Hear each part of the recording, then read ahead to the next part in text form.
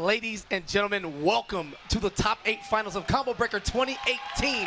No Coast, no Kings as we get to the start of the Injustice Pro Series Season 2. Aquaman? Absolutely, guys. I want to hear some noise. It's Injustice 2 here at Combo Breaker.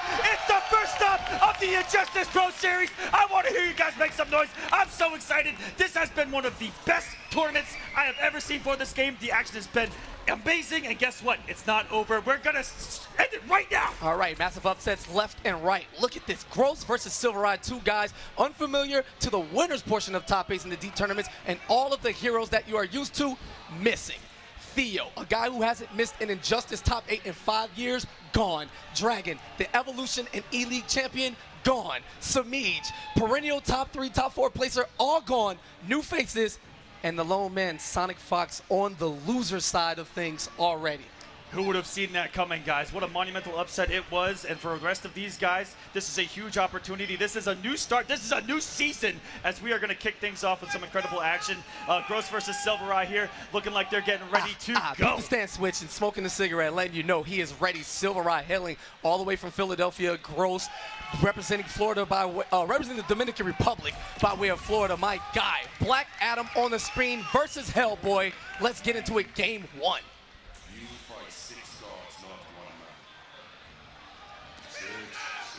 That's a pretty impressive physique. What do you think? That's a big man right there. Let's focus on the game. That's Anand Unrama starting things off with the gunshot and coming in with the leaps of faith. But Sylverrye getting checked with a forward one. No commitment by Gross, though. Not going to get huge damage to start things off. Yeah, immediate punish there. Waking up with that meter that he gained for the first hit is Sylverrye leaping around the screen. Hellboy, some of the best momentum in the game in terms of movement and strategy. Gross trying to play defensively using Black Adam. And utilizing those very big normals that Hellboy has as well with the forward 2. He's going to outspace the forward 1-2, and he's going to out-mobility the dive kicks, but this is going to be a very mobility-heavy matchup, and you're going to see, wow, he absorbed the Palpatine on hit, and he's going to utilize that trait to its full potential here. Yeah, smart and start stuff. things up.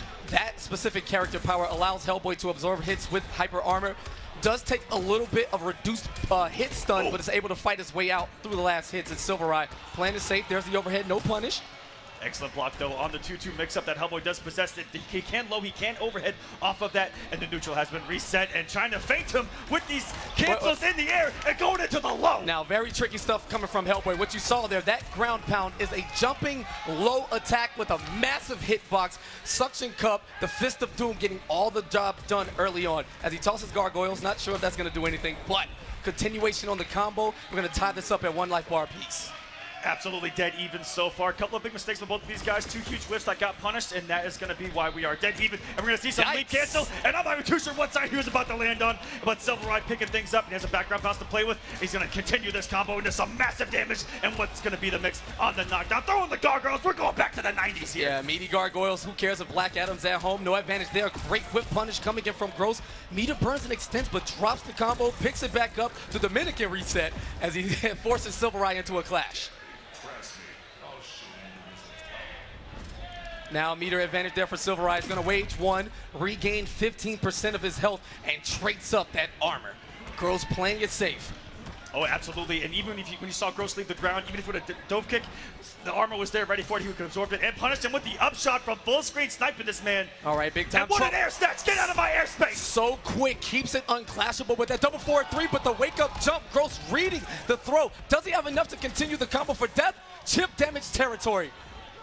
One hit is all it's going to take to separate these guys in the first game, and all of a sudden, all right, that the trade of life, if he gets hit, he's going to come back with even more health. All right, Gross waiting for the trade. Here he goes. With just a pixel life, Sylverrye's going to regain a piece of health with the meter left. A second chance, a second win, and gunshots ready at the helm. Gross advancing up with punish, and first blood goes to Gross, up 1-0 now. Black Adam win pose.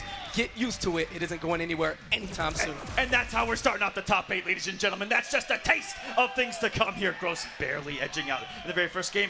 Essentially had to kill Sylverrye twice in order to even take 1 game off of this man. All right, now Sylverrye electing to go back to player select, give himself some time to calm down. He's going to stick with Hellboy, maybe look for a change of scenery or a change of gear. The gear system's so slick.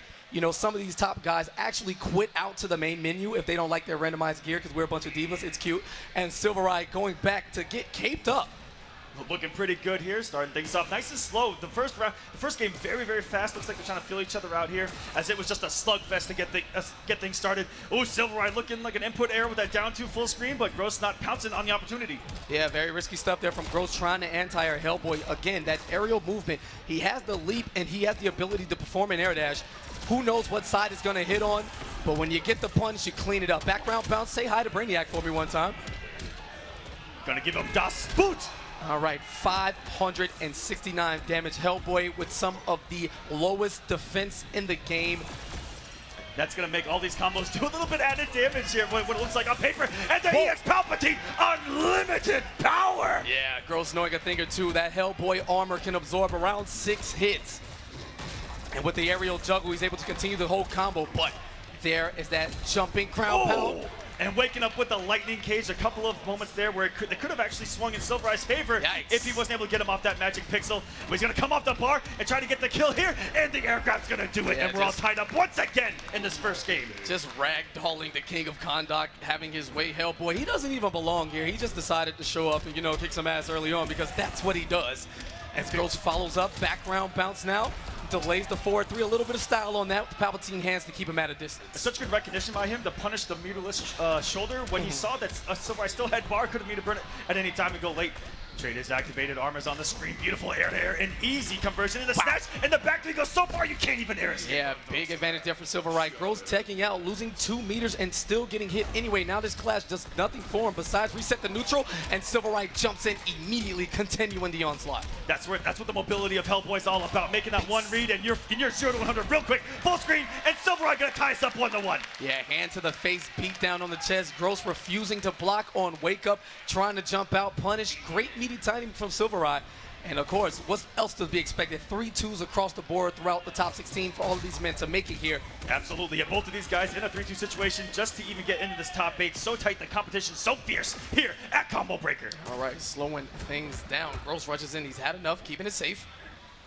Very methodical now, using that interactable, and a punish off of the dash up. Gross with great knowledge of the frame data, especially on those interactable. Oh my goodness, and those are about 14 American resets in the corner right there. And Sylverrye trying everything he got to get out of the corner, but Gross not letting him out. Yeah, definitely taking off now. Back to the wall, Sylverrye letting the gunshots fly, and an errant attack too far out. Easy punish for a player of Gross's caliber, and he is running away with this massive life lead. There we go, coming in with some more lead pressure, but Gross has just taken the momentum of this entire match. Jump 2, opening up Sylverrye, gonna force an early clash. He's got so much health remaining. The goggles look nice anyway. Not too sure what purpose they're kind of serving here against Black Adam. Maybe try to survive the lightning a little bit here as Gross picking up right where he left off before the clash, opening up this man into the corner we go. And is he going to play it patient? No, gets immediately aggressive, and he's switching things up when he knocks this man down in the corner. I mean, at this point, Gross has nothing to lose. Even taking this combo here, Sylverrye drops it, wakes up with the low lightning. I mean, he's just kind of having his way, waiting for that trait to recharge. Here comes the win button, and Gross up 2 games to 1. Sylverrye didn't even want to see the win screen. Hold that. Like to thank the great folks at NetherRealm for giving us that player select and rematch option right there in the menu. Makes the salt go down a little easier. So you don't have to watch a win screen. And this is how Gross has played the entire tournament. He's been so sharp. That's why he's on the winner's side. And it's going to be on Sylverrye to make some adjustments. I like how Gross was able to adjust mid-set to where he knocked him down, stayed back, and kind of let Sylverrye do his thing, the leaps, the bounds, and try to keep him in the corner that way. And then right at the end, immediately switched gears, went aggressive. And I like how that opened him up twice. And we got another change of scenery here on the stage. Sylverrye going with the forward 2 into that unblockable, interactable. Couple that with the footsies. Do not whiff anything in front of me, sir. 349 damage into more mix-ups. How does Gross respond? Oh, with a dive kick and a nice conversion. He's going to spend the bar with extra damage here in the corner, and with the spoots. Yeah, double boost stomp to the face. Oh my goodness, he just disrespected this man with a wake-up upshot. Yeah, but it's a great thing because the arc of the gunshot is enough to carry mid guys standing right in front of him and any jump arc thereafter. So the smart stuff from Sylverrye as he has shifted momentum in his favor. Gross now back to the corner. And already in 4-2 range, he has to respect just like that. Holding a little bit of frames there, and Sylverrye changing things up. It actually caught this man staggering, press the button in the middle, and he's looking I'm not too sure what he was looking for there because he didn't have the meter to air escape or anything like that. Yeah, he might have dropped the back three a little early on the input, but either way it goes, every piece of damage count. All of these gunshots are adding up, and Gross now trying to force his way in. EX Low Lightning successfully blocked, and more gunshots to the face to stop him in his tracks. And he actually waited for the lightning case this time, not working, and the sword coming out of nowhere. Trait activated. Is he going to end with the lightning hands to push this thing off? And he is not. It's Sylverrye just trying to mix this man and send us to a game 5 here. Overhead works, but lightning case works for Gross here. Now wait a minute. Now only a real master could make this comeback. There's the the dark magic, excuse me, black magic, to get Sylverrye down, working on 39 health points. Speaking of magic, Gross is going to need some here if he wants to close out this set right now, but catches a bullet on his way to the skies, and we're going to a game 5 to start off this top 8 here at Combo Breaker. Would it be any other way? Let's just be serious. Like, it's the battle to the top is a grueling level, and it's the first of 5 events. Combo Breaker was going to set the precedent of who's going to qualify. You know, to get the big win here, you're probably going to have enough points to sustain. But if each individual major is as crazy as this one, who knows where that shift ends up. So both of these men trying to take advantage early, get that clean spot on the leaderboards, and kind of ride the wave as smoothly as possible, which smooth is going to be ridiculous. 100%. This is just a taste of things to come. These competitors have a long season ahead of themselves here, KP. As we're going into game 5 here, Sylverrye trying to bait out something in the air, but gets hit by the interactable, and Gross already going to work. I don't know how I feel about this tank top. It's green. Either way, gets hit with the unblockable, interactable. Gunshots to keep Gross at bay. Dashes up to the corner, trying to force his way with the mix-ups through the air. My turn back, plus frames into the trait cancel and keeps it safe. Gets a lot of bar and chip damage. And got lucky, the 4-2-3, breaking the armor there of Gross's. And one thing I've noticed with Sylverrye, he's really kept it simple with the 2-2 mix-up, conditioning him with the overhead. I'm be looking for the low here late in the set. Yeah, and Gross is going to spend 2 meters to ensure death on that great health bar. He is now 1,400 hit points away from advancing to the winners finals. And whoa, lucky trait there. If he would have eaten that meter burn back 3, launched across the screen, 400 damage, corner pressure, you name it. Gross escaping.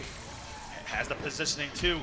And actually, he's catching Sylverrye, trying to wake up, and he's trying to get out of this corner, but getting nothing off it. And there it is, the stagger off the 2-2. He's been conditioning him with the overhead, and now he's going to try to use that fear to try to generate some kind of pressure. The air throw not going to work here. Just out of range for that air throw. Great reaction from Sylverrye, but missed the mark ever so slightly. Catches the Palpatine hands, and here we go. The strategy. Gross doesn't. Wow, he doesn't need a combo. Every individual hit counts, whether it's chip or down 2 there into the conversion. Unclashable coming up. Sylverrye in big trouble.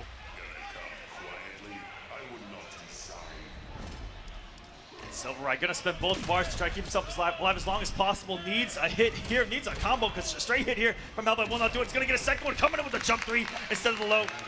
All right, now without 2 meters for an air escape and Gross sitting on 1 bar, the reality is he is 1 combo away from death. And here we go. If Gross closes this out, this should be it. The young man from the Dominican Republic advancing to the winners final.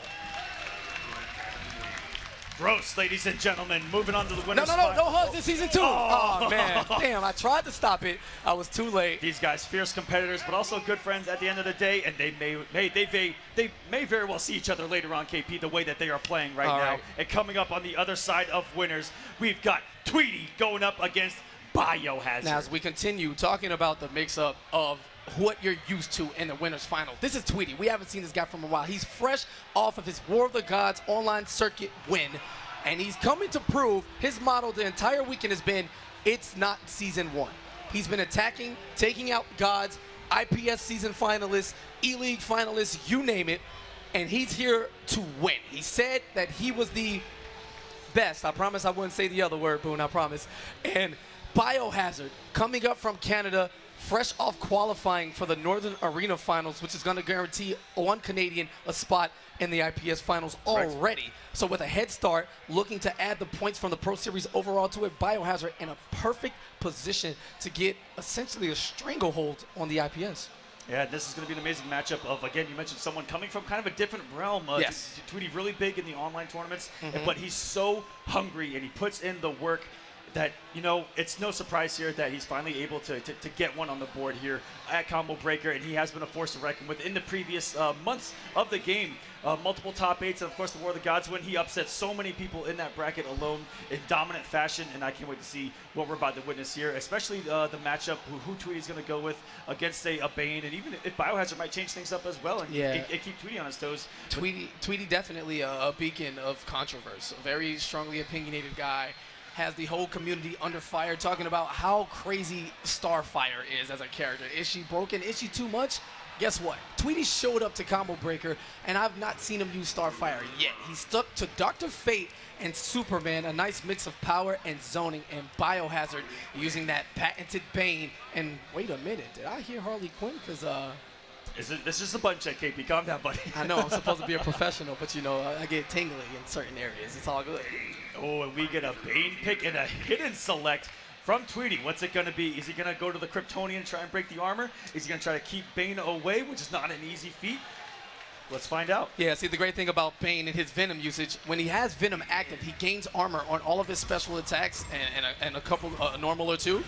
And looks like Tweedy's I don't know. I think we're going straight into it here. No, we're not. Okay, no. We got a little button check here, and is Tweedy going to stick it out with Fate? Looks like it. An interesting choice, like I said. Bane, as long as you can keep him out, it's going to be a good day at the office, but once this man is in, it doesn't matter what health lead you have. Bane can strike at any moment and get the win. Yeah, you talk about the damage and the heartbreak that he does to you as a man on the sticks, getting hit for 600 damage at any given second with 3 bars active. And I'll be the one to say it, the hypest character in Injustice 2 to Likely. watch is Bane right here. We're going to see some backs broken. We're going to see some DDTs. We're going to see some power bombs. I don't know. You can't control Fate, as the win post says. Slowing it down, playing the zoning game, the Amon-Ra blast, trying to keep Bane out. Methodical is BioHazard's approach as he has to hold all of this current pressure. Oh, really good backdash by Tweedy, not to hold the hit stun on that down one. Going through the armor, and we've already got some power bombs on deck. And that's going to be a big decision to make in this matchup. Dr. Fate loving to cancel that forward charge into the cliff. Bane is able to armor up and go straight through the attack for the punish, and we'll see how Tweedy decides to adjust his offense once BioHazard gets a little too close. Yeah, we've already seen the methodical movement of Tweedy just to stay out of the range that Bane, poses with the command grabs, everything, but all he needs is one right here. And it begins. Corner pressure, ragdoll, slam down. I'm not sure how Bruce feels about this close to his equipment, but slam down, a back full of rocks. Wow, he got the trade. So lucky for Tweedy, that would have spilled disaster in the corner. The shoulder charge, going to level 3, doing the damage, and armoring through. And he armors through with that level 3 Venom, punching through the cliff. Now on debuff, he takes enhanced damage, and his movement becomes slower, which is going to be an easy chip out there for Tweedy, just tossing a few projectiles, telling the world, hey, listen, get away. I don't want you to get out. Get back. Tweedy does have plenty of resources here, does put out the meter burn orb, which is a really good time buyer here in this matchup. Oh my goodness. And there's the meter burn cancel. Huge damage here that is going to force the wager here from Tweedy. You do not want to eat that much damage just to get the second round. He was already at 357 off of 3 hits, and that was only level 1 Venom. Well, imagine what happens when he charges all the way up and expends all the resources. Now on debuff, slowly working his way through the minefield of projectiles presented by Dr. Fate, and BioHazard extremely patient. Oh, and barely whiffing on that DP, and nice whip punish of Tweedy himself, and resetting the positions full screen. All right, set his arsenal. Uses his character power, which goes into the dark magic and granting him enhanced damage on all of those projectiles, and gives him a bounce property off the meter burn cliff to get extended combos. Geese, double drop kick, back into the corner now on debuff, but Tweedy has nowhere to run. Great meter burn to stop the orb in place, and BioHazard in big trouble. How does he figure this out? It's a lot of chip damage he has to eat just to try to get in, and the back two, one of the best anti-airs in the entire game. Just a little bit of magic. You know, Tweedy's game plan looking incredibly effective. He has done a great job of keeping BioHazard out, and when BioHazard gets in, doesn't have the resources so far to do the huge damage, and Tweedy's had it backed up with meter himself. Back two to start off the round. Yeah. What a normal from this man, and the game plan looking solid, and we're back to full screen already, and we're converting. Oh my goodness. Yeah, fantastic vertical hurtbox there. Hitbox on that back two, just eliminating the entire entry from the sky is Dr. Fate, and BioHazard's gonna have to find another way. Missed input there, tries to play patty cake with the orbs, gonna lose that trade every single time. Jumps over, and the floaty jump of Bane, just a little too much for Fate. Tweedy closing shop. You are not welcome in this facility. And almost starting out with a flawless, but hanging on by a thread here is BioHazard. He's going to get some damage on here before going to second bar of health. What's the mix? Nothing. Push Fantastic block. push block, but finds his way in immediately. I like the aggression here. Put this man into the dirt. Walking into a projectile, though. And just waking up with that Amon-Ra blast right to the face. BioHazard getting a little bit of mileage, cleaning off some of that silver health bar. But, man, just a wall. Tweedy's been fantastic with his spacing and zoning. And now that Bane is in. To the corner we go. How do we mix? It's the jump one into the interactable there and grabs him, spinning the bar, and stop it on this man. Just gonna break a back or two, no big deal. That's only what he's known for. And good thing for him, it's mid-round, so he gets half of the debuff back while we're waiting. The only thing that he's looking at is a literal arsenal from Tweedy right now, who's fully loaded on resources and traded up, and that was so much chip on block. If you're looking at BioHazard's health bar, most of it's disappeared from his block and full screen trying to get in. And 2 hits, and Tweedy perfectly fine with not getting damage in the form of combos. All of that chip adds up. It builds him so much meter and allows him to continue the oppression from full screen, making it extremely hard for BioHazard to find an opening. And now we're back to no resources for this man, even in debuff. We're back to full screen, and this is exactly what Tweedy wants. He is implementing a game plan, executing perfectly right now as he's trying to get to winners finals. Great cancel on the back dash, chasing him down with the elbow. Fighting while debuffed. He's not going to do much in the form of damage, but able to keep the control punish. Yeah, this should be it. Oh, air escape, chase down, and no chip damage can be withstood as Tweedy goes up 2-0. BioHazard with the classic, you know, hands behind the head, trying to figure it out before it's too late. Does he go into his bottle of characters, or is Bane the answer? And you guys may not know, but BioHazard was still within kill shot right there at the end of that. He had about 800 health. He had a meter burn cancel, and he could have activated level 3. Tweedy was still in a dangerous position there. You guys may not know that, but Bane is never out of a fight. Luckily, Tweedy able to hold on and close things out. 2-0 lead for this man, trying to make winners finals. What's the pick going to be? Oh, my goodness, BioHazard. He is locked in to Starfire, one of many Titans in the game, probably the only one you'll see active tonight, as he has to find a way. He wants to combat the zoning with the zoning. Tamarani in charge. Okay, never mind, 4-2. And you know, Tweedy, one of the masters of this character, is going to know the ins and outs, the intricacies of Starfire. Let's see if he can show us. All right, he's going to meet him with the patient game that Star does, the trade in favor of Starfire every single time. So much chip, so much meter build, and a great space control weapon if you can plan it in the right space. Yeah, and a very hard character to condition. That's what's so amazing about Starfire. When you knock her down, it's really hard to condition her to not wake up. Because of her options, they are safe. Yeah, tossing that character power on the end of the Stardust, getting that massive pushback. And Tweedy just okay, taking his time, still in the lead here.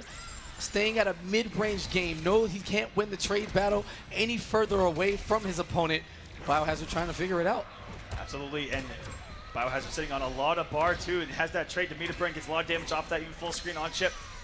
But Tweedy knows his character, and he talks about it a lot, how you can simply just crouch the projectiles and take your turn, and he's executing perfectly.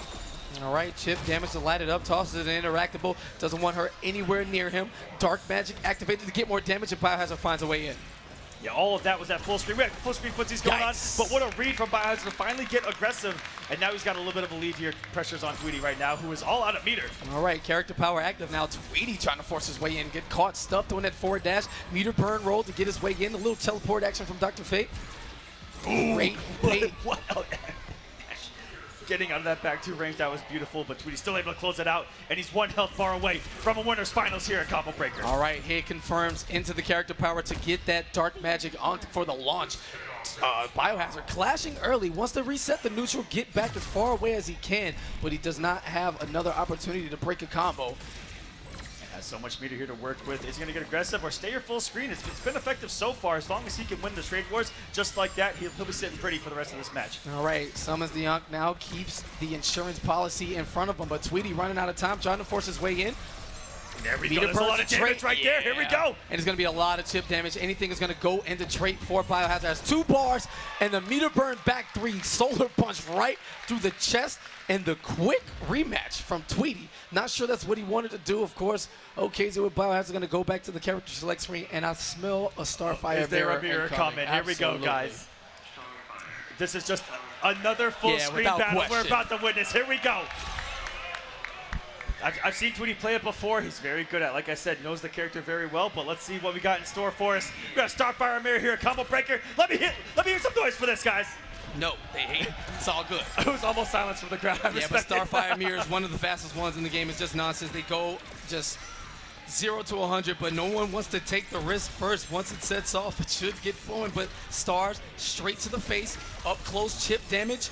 Meter burns it to keep everything safe and push back as far away as possible.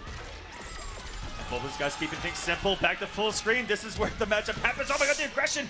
But unfortunately, not able to pick it up with the meter burn cancel there was BioHazard. Yeah, he caught him jumping out, so it was an aerial juggle, which is why it didn't connect, and jumps in that jump 3, not watching his legs. And chip. And possibly the mind game behind that 4-2 meter burn cancel was Tweedy knowing the options and trying to catch him, either trying to jump or crouch. All right, there's a meter burn on the gargoyle. We're going to bring our friends to toss because we don't have enough projectiles already. Right back at you with that character power trading movement as Tweedy becomes a little less aggressive. BioHazard pushing him to the corner. Meter burning their hair flip to keep it safe. This is the salon of Anubis right now. We're just flexing the flame. In the corner we go. BioHazard a little bit of a health lead. And again, is it meant to be that we get another game 5 here, KP? I have no idea. It's going to be clutch, close and coming down to the wire. I don't think we'll get a clash or another big combo as BioHazard tries to push Tweedy further and further away, keeping him pressure up in the corner. Look at these full screen footsies. The fundamentals on these gentlemen. All right, Tamarine in charge again. Meter burns it to keep it safe. There's the grab, tossing him back into the corner. Let's change positions. Let's see how you do with your back to the wall. Oh, okay, never mind. Yep, hits him with it right back, and it is a mix-up in and of itself off that 4-2. Is he going to overhead? Is he going to command grab? And there's the overhead working out, catching him airborne. Look at all the chip damage. Oh, but the crouch got him out of most of it. Beautiful jump 3. Oh my goodness, I didn't even see which side that actually flipped on. And BioHazard now with some momentum, just 294 damage away from sending us to a game number 5. And what a message that was sent to Tweedy if he's able to win this mirror, because Tweedy's going to be stargazed at the character selection screen. Trades are definitely not working in his favor right now as BioHazard is perfectly fine with them and lunges out. Going for that 50-50, the forward 2 into the grab. Tweedy looking out for the overhead, but instead BioHazard forcing a decisive game 5. And that was an immediate rematch. Tweedy said that never happened and gets right into it with the aggression and starting things off with some great damage. We're seeing a bit more of the moveset as Tweedy works his way in. BioHazard now at a life deficit, trading not in his favor. Character power up, push back galore, all type of projectiles on the screen, and he wants to get up close. And trying to push this man to the corner with BioHazard fighting his way out and going to reverse the position as well. A little disco fever there as BioHazard gets the full combo, switching him back in positions once more. Trades and pretty even matchup. And these guys very good at the matchup themselves. Know what to do. The crouches here and there, and Tweedy's going to draw first blood on the health bar, 1 away. That was actually really sick. A fantastic reaction. Looked for the projectile to get tossed and let go of that character power with the meter burn to get rid of BioHazard's health bar before the trade even take place. And the Tamarinian charge right over that sweeping laser light. Starfire, so precious. And you guys back to full screen. The battle of these two. Which one's going to pull the trigger right now and get aggressive? That's been the story so far of the set. Oh my goodness! And that's a huge just shift. Letting it rip. Yeah, huge shift in momentum right there. BioHazard back-to-back meter burn traits, huge damage in chunks, and now Tweedy forced to use his clash. And BioHazard's going to spend more meter and take an additional 15% from that character. Oh, almost at the entire 2, and that would have been the final nail in the coffin here for Tweedy. And that's it. Still fighting. Oh my goodness! Excellent crouch on the 4-2. She's so precious. Listen to her voice. Look at her hair. Like, why does she have to lose? This is not okay. Don't be fooled, KP. This is a woman of disaster. We're seeing throwing the gargoyle back to full screen. We go. BioHazard only needs one more projectile, it seems, to get the win. Oh no! Almost overcommitted with the 4-2. Tweedy. And 50-50 of his own. Gets back to the corner, jumps in now. Oh no, not like this. BioHazard back to the wall, guesses correctly. This is jumping up. No! One more hit between the 2. It's chip damage. So close. One more zone's gonna take it. Tamarine in charge. Oh my goodness! Wow. Tweedy with the forward 2. And what? It's gonna send him down into losers. What a clutch factor. Tweedy looking like this was meant to happen. Again, throwing the 2 up. This is not season 1. The man on a mission. only has Gross standing between him and Grand Finals on the winner's side as BioHazard takes a dip into the Shark Tank.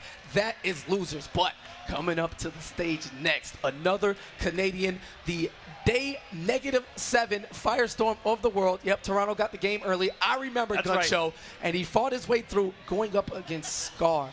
Absolutely. And also, I want to give a shout out to Tweedy making that winners finals. Guaranteed top 3 here. And look at this.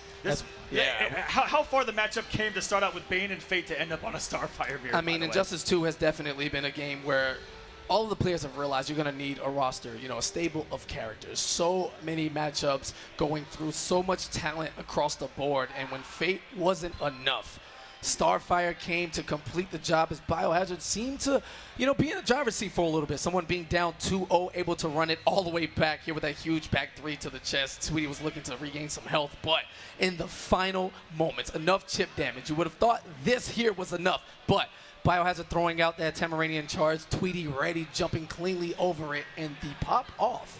In one of the scrambles of the tournament happening, so beautiful. And there's the bracket, guys. Winners finals, Tweedy versus Gross. Both of those guys are guaranteed top 3 at this point. So congratulations to them. All right. And we'll have to see what Fate has in store for them later on as we're going to venturing down in the losers bracket. Sylverrye going to be awaiting the winner of Scar and GunShow as we take a look at the bracket here. And on the bottom side, you know him, you love him, or you hate him. It is Echo Fox's SonicFox, still alive, kicking it against Rewind. This kid, Injustice 2 prodigy. Some say he might actually be the best Injustice player on the planet. Hasn't been able to piece it together in majors yet, but gaining his first top 8 here at the beginning of the Pro Series with a list of characters. We saw some Blue Beetle, we saw some Flash. Who knows what he's going to do up against the kid who the combined age of these gentlemen about 17 3/4. Give or take. And they just body all of us old people and take the money. It's glorious. It's pretty easy. Last time I saw these two play Adam H. KIT, SonicFox versus Rewind, it was down to the very last hit. Rewind has a chance here, KP, to do almost the impossible. To the task at hand, Scar, the cool, calm, low-key, just shows up, the working man. The OG. Does his thing. Although, a lot of people don't know, GunShow goes way back. This man is actually an OG of the NRS scene. Go back to MK9, almost made top 8 in the game in MKX as well. And here we go, a battle of legends in the scene, it seems. It's going to be Supergirl against Firestorm. Early start, very patient. Firestorm known for having some of the sickest mix you'll ever see in an NRS game when he's able to activate that level 3 trait. But right now, neutral button's just as good. GunShow believing in this character from day one. There's the overhead splat. And same with Scar with Supergirl. This is a character that we've seen kind of make a comeback here at Combo Breaker. It was really silent in between the seasons after some of the changes that NetherRealm implemented, but making it work as Scar is going to look to just be, oh my goodness, let's say as annoying as possible for GunShow here full screen, but gets caught by the Molten Trap, and that's going to spell disaster. And all you want to do now is try to avoid it. GunShow nuclear melting down. All right, gets the throw back to the left as Supergirl sitting at home in the Fortress of Solitude, almost punished here on that breath. No meter burn to keep it safe, and the eye lasers knocking GunShow down into the corner. We go interactable, looking for the escape, but instead picks up a combo and eats that air tech alive. Spins the extra meter to get the kill on Chip. No, wait a minute, down 2, and Scar not just giving up on the first health bar. Popped off a little bit too much there, trying to build the meter and then trying to chip out, but Scar was ready for it, recognizing that the hit stun was gone, but the instant air Trailblazer going to close it out for GunShow here, gaining the early momentum. And what's so scary is that he was able to take that first bar without coming off of that level 3 trait, and that could come into play later on. All right, whip punish on the down 2 here. Into the trait 2 we go. Level 3. What is the mix-up? Look at this. Who in the crowd can block this? Nobody. Hold that. We all got hit. Run it back once more. Does he have enough trait activation? Yes. One more. Oh my goodness. And this is all untouchable from this point. Nice throw by Scar, though, to put this man back in the corner. Okay. Might be able to take the bar here. Gonna get some great damage. We got some Supergirl loops. Oh yeah, this is gonna be that damage. All right, enough to go. An entire health bar, a Clash active, but he'll have no chance to activate it there with GunShow. The meter burn burst, and wow, that fusion blast straight to the face. 5 frames of absolute fury. You have so fast, no I escape. didn't even see fire on the screen. The man just was incinerated. Yeah, that's what happens when you get cooked. Scar down on game to 0 as Gunny is trying to fight his way through. The man who also qualified through Northern Arena, the Canadians showing that they definitely earned that extra spot and just wherever you throw them in the bracket, we had a big run. You know, Honeybee coming in 9th, Hayate in top 16. They all showed up to play, and the legacy is living on as Toronto is carrying the Great White North. Absolutely, and GunShow, who was absent from the IPS season #1. Yes. And seeing his results in Canada and just seeing his results online, playing with some of the top players in the world, everyone in that bracket knew that when GunShow signed up and he came and started playing, that he was a dark horse of this event. And I think that he has proven his point by making this top 8 and already a nice health lead on Scar. All right, it's getting a little bit edgier in here. Scar makes the switch to Red Hood, now planting those mines out. No, it is not your turn, good sir. Hold on. With punish coming, yes. And GunShow getting the Lancey, throwing out the full string there on Whiff. And this is a character we haven't seen in quite some time, KP. All right, using the invincibility frames on Wake Up to escape the corner is GunShow, who's got them stars. Enough bullets in the Akimbos to lock him down, trying to keep himself safe. But Gunny now to the corner we go. Pressure on the Molten Trap, super plus frames. Great tech from Scar in the instant challenge. And you have to guess in so many ways when he puts you in that hit stun in the corner. And you saw that GunShow was making a read, that Scar was making the read of going for the throw. All right. With that neutral jump, and oh my goodness, under the Trailblazer. Yeah, not going to meet a burn it though. No hiccup from there from GunShow. Yeah, not in the slightest. Maybe he's just being a generous guy and wants to save his resources, but Scar will take all of that if he chips him out with that meter burn lunge. Plenty bullets, infinite ammo. I don't know how that works. Maybe it's video game secrets of life, but Scar trying to find his way in, eats the splat. And a little late on the reaction. He goes for the whiff punish. Now Firestorm never out of a single round in this game as long as he's got that level 3 trait and the possibility to come back. But what I love about GunShow is watching him play without it and how he's able to still compete at the highest possible level without that level 3 trait. It's just an added bonus at this point. Scar getting a little bit slick there, charging the back 3 to put some fear in the heart of GunShow. Great punish on the whiff, spends a bar to get the continuation now. This is perfect for GunShow because he's still got that level 3 trait like I was talking about earlier. And that's going to put pressure on Scar to, if he gets opened up, it's going to force an early clash. All right, trying to catch him, not watching his toes. Now Gunny double dives in. Scar's had enough. Standing patient is getting him nowhere. Chasing him down. Another dive. Trades it. All of this working in his favor. And the raw activation of trait. Does he have enough left in the tank?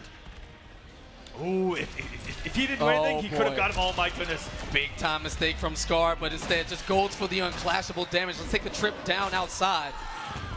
He had 2 options there, damage or let him clash. You think that elevator still works? Not a chance. Gunny coming in. Oh, here we go. No, and keeps it unclashable. Doesn't throw him for another transition. And Gunny looking to make the comeback. Chip damage territory. Going for the quick shot. Scar, how does he decide what to do? Oh my goodness. GunShow making a monumental comeback here against Scar in game number 2. That was such composure by this young Canadian. In game number 3 we go. GunShow. All right. Riding this wave of momentum. Cowabunga, dude. Here we go. Patience, avoiding the Gotham Stars so effortlessly is GunShow, looking for the anti-air, but Scar, great close. Oh, a parry, trying to call him out from a little too far away. Everything's safe. Gunny just picking his spots, not being hyper-aggressive, not coming in with raw 50-50s or anything of that nature, letting Scar kind of hang himself and just reactionary movement. Great stuff from GunShow so far. And with no Scar utilizing those great mobility options that leave him off the ground, so Trailblazer has been taken away in this matchup for the most part. But all GunShow needs is one to get back into this fight. Yeah, knew that trait cancel was not real into the level 3. Free mix-up capabilities, front side, overhead. Who knows? No one knows. Scar clearly does it as he gets caught, and this should be enough for chip damage and a push block.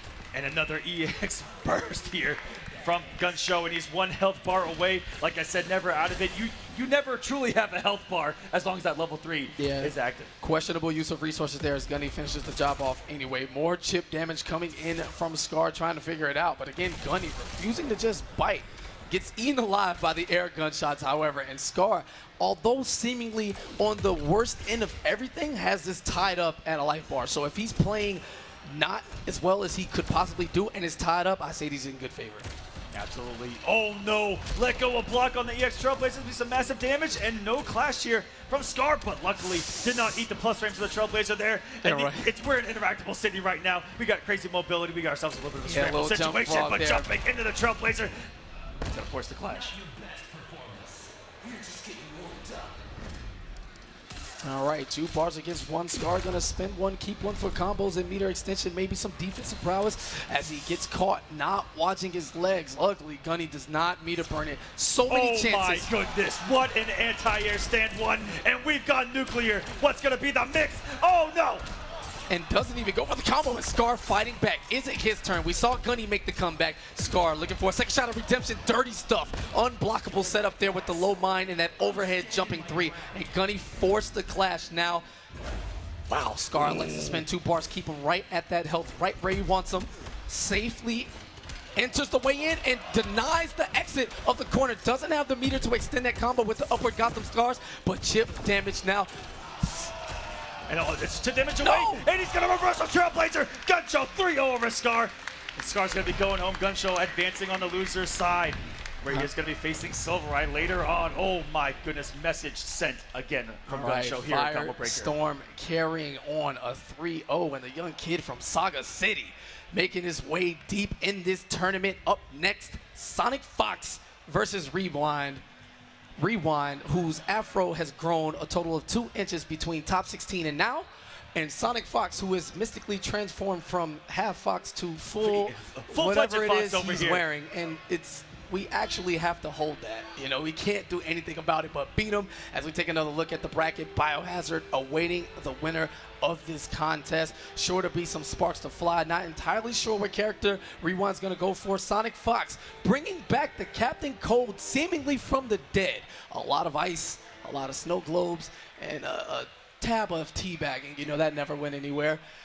Yeah, is it enough to take down the young man who's on a hot streak from Noble, coming fresh off of a 3rd place performance in MKX, and finally blazing his way into top 8 here at Combo Breaker? Yeah, absolutely. I'm really curious what the matchup's going to be. Rewind's used about 60 characters so far. SonicFox, only a few, but that Captain Cold was looking very crisp against Look at Rewind. Rewind's looking up at the screen. He's like, yo, I actually have to hold that. Look at this kid. Like, I have to sit next to him and play him like SonicFox is just having a good time, and he can barely even see the monitor through that. That's how confident he is right now. It's crazy. You look at him, he's definitely the least intimidating player of all time, but his gameplay more than compensates for it as Rewind has to find a way to adjust the afro for the headphones.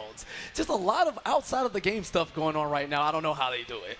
And these are 2 training partners right here. They know each other very well. And like I mentioned, the last time that they played, it was down to a single hit between these 2. And the matchup was back when Rewind was using Black Adam and SonicFox was using Black Manta.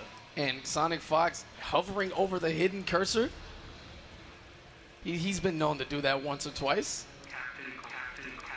Oh, are we going to see the Captain Cold? Oh, yo, no. That was Rewind mashing Captain Cold, telling Sonic to pick him, calling him out right now, but maybe a precursor. You definitely let out a Cowabunga dude earlier. Will we see the Here we go. Yes, we're getting Mixelangelo up in here. Now, ever since Dragon's victory at E-League, SonicFox has won every single major with a different character at every one. We're going to rewind the clock back to Winter Brawl in February, where he smoked all of us with Michelangelo, the mixed master, but immediately Rewind with the denial, no air zone, great anti-air combo, 300 damage, and getting back to full screen. Rewind's got this young man reaction. SonicFox is not going to test us. Oh, but here we go. Are we already in the blender of Mixelangelo? Let's find out off of this knockdown. All right, keeping it safe now.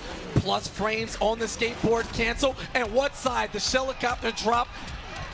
Anything in the corner, it's going to cross up so hard to deal with as he has mix-ups in front of you as well. This whole time, and SonicFox already getting things started here. The knockdown doesn't have to worry about lightning cage whatsoever. Can just a platinum mix, and Rewind, for some reason, savagely just swings. Now, great block on the low now, looking for the mix-up. Sonic trying to jump on Wake Up Rewind, having none of it. Great reaction to catch him with that air dive kick, and yeah, we got ourselves a fight.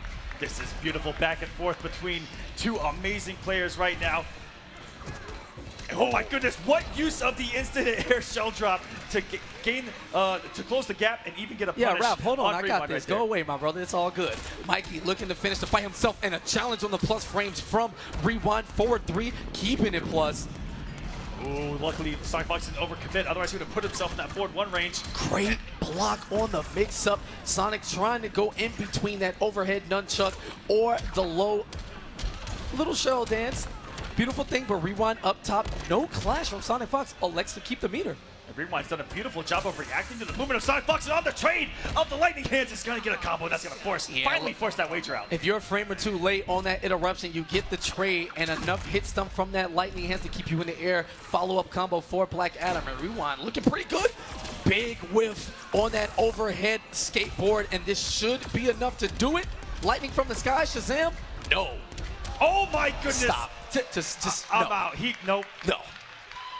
The slap of denial on Sonic for the wake up gives the approval head nod through the fox fur. He's gonna switch characters. And Rewind telling Sonic to pick Captain Cold. He's gonna take the bait. Yo, did you get taunted on the character select screen? That's OD. He wants the best that Sonic has to offer in his opinion, and Rewind, a focused young man. I think I saw another quarter-inch on that afro come from the top as he's becoming a man right before our eyes. And is this going to be history made? We're 2 games away of seeing SonicFox actually fall.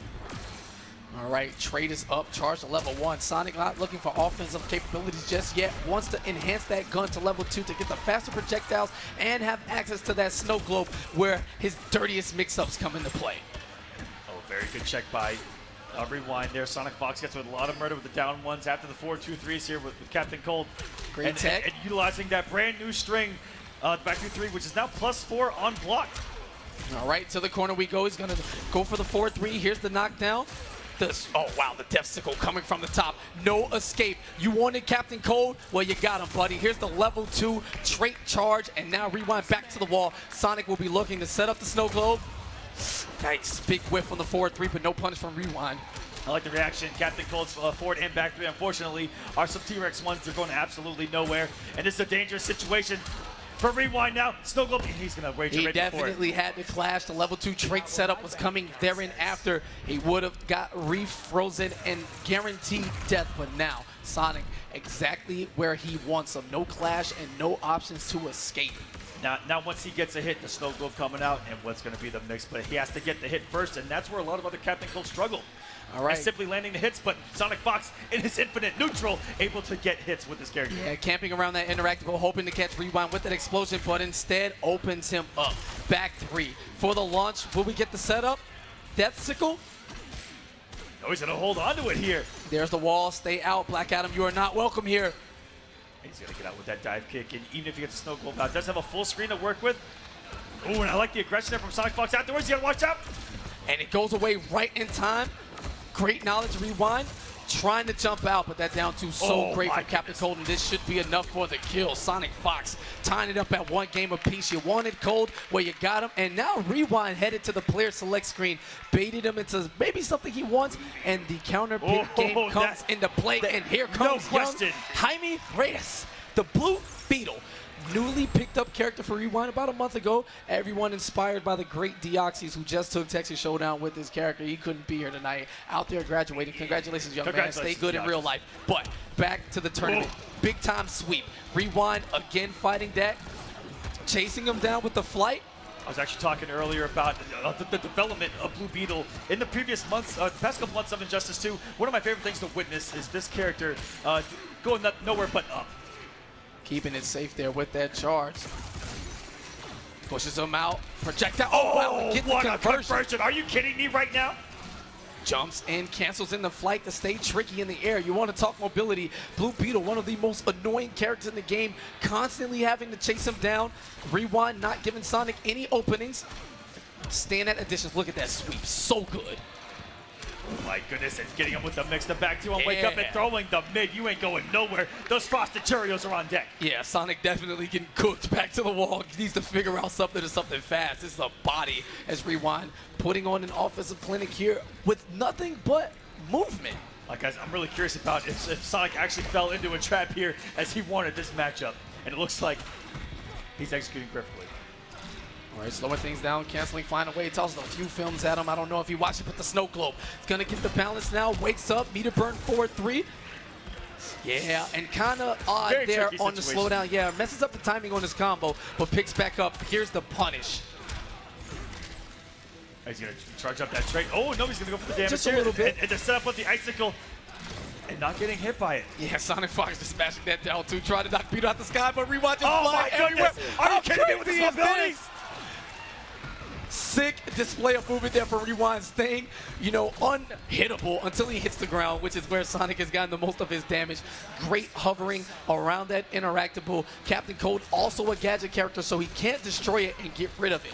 I love this strategy to stay here, mid-screen. What absolutely amazes me about Rewind as a player is every time I see him pick up a new character, which is every other week, So ridiculous. after a week, he looks better than every day one main out there. Yeah, looking just like SonicFox here. Great spacing, momentum shifting. Rewind trying to slow it down. Sonic not looking for trades at this point in the match. To the wall, looking for the Oh my goodness, look at the mobility by these guys. These guys are playing pure fuzzies right here. Sweep. Oh, excellent forward dash there by SonicFox to get out of the cross-up attempt. I'm so going to beat you. Feelings mutual. And just like last game, wagered before the snow globe just in case. But now SonicFox still has one loaded.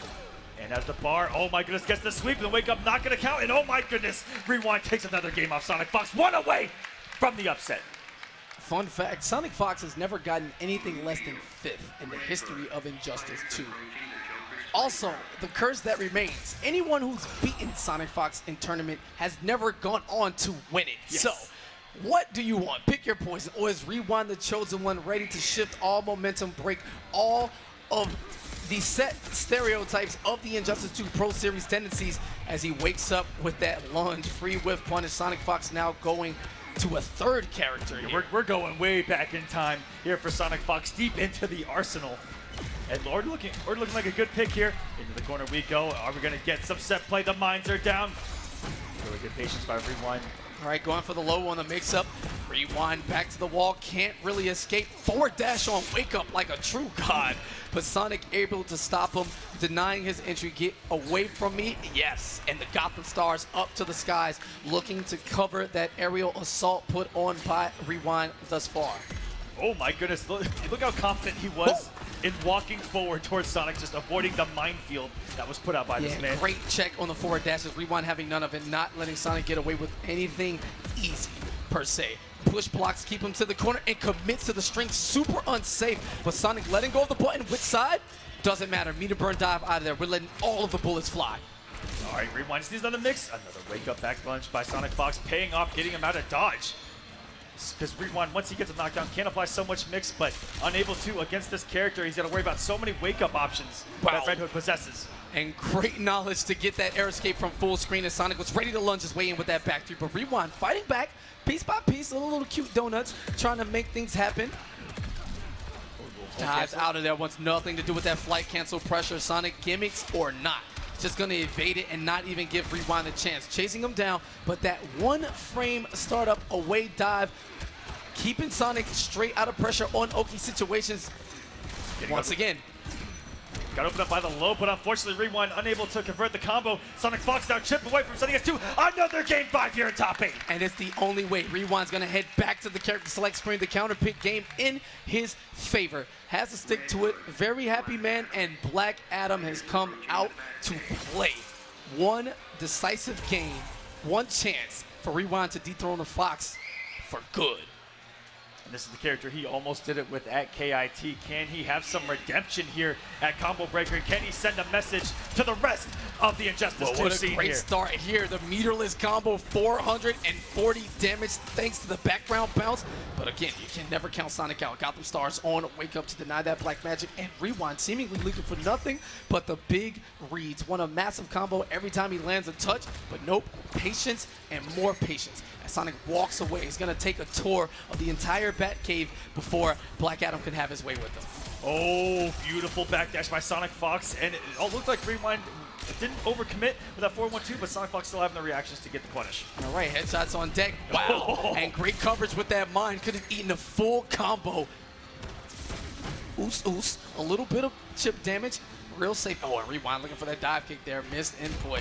And oh, man, walking right into the Michelin, man. There's a special today. Yeah, that tire's actually an overhead. Special properties for whatever reason in gadget characters. And now SonicFox methodically taking the life lead. Big time advantage. Eats a low lightning. Gets a little antsy trying to toss out some projectiles. Ooh, putting down the minefield. And so much meter now from Rewind. Only needs to hit, but SonicFox is denying him right now. Back to full screen you go. And what a read with the back three. Knew that was Rewind's only way in. I don't know. That looked like a reaction to me, Ball. Saw Rewind take it to the skies and instantly followed up with that meter burn back three, absorbing the dive kick with the hit of armor that it grants you. And now, no clash. One bar and a lot of guessing to be done as Rewind gets the punish. It's going to be enough to go into the corner. The forward 1-2 should close it out. And just like that. Final round between these two. Is SonicFox going to be eliminated from the bracket? Or is Rewind going home? SonicFox going to be able to try to keep himself alive here. All right, he's going to get the side switch into the corner now. And Sonic not necessarily getting too aggressive. Just going to back off and great punish there on that mind activation. Continuation with the background bounce. Forward three. Massive damage incoming. 478. Evening us up here on health, and we're coming down to the wire, folks. Stand one into the low lightning. What a mix-up by Rewind, not having anything to back that up. Good blocks on the mind, not watching his toes, though. Caught on the walk back now. Sonic getting aggressive now. This is what Rewind wants. The whole time he's been trying to play up close and personal.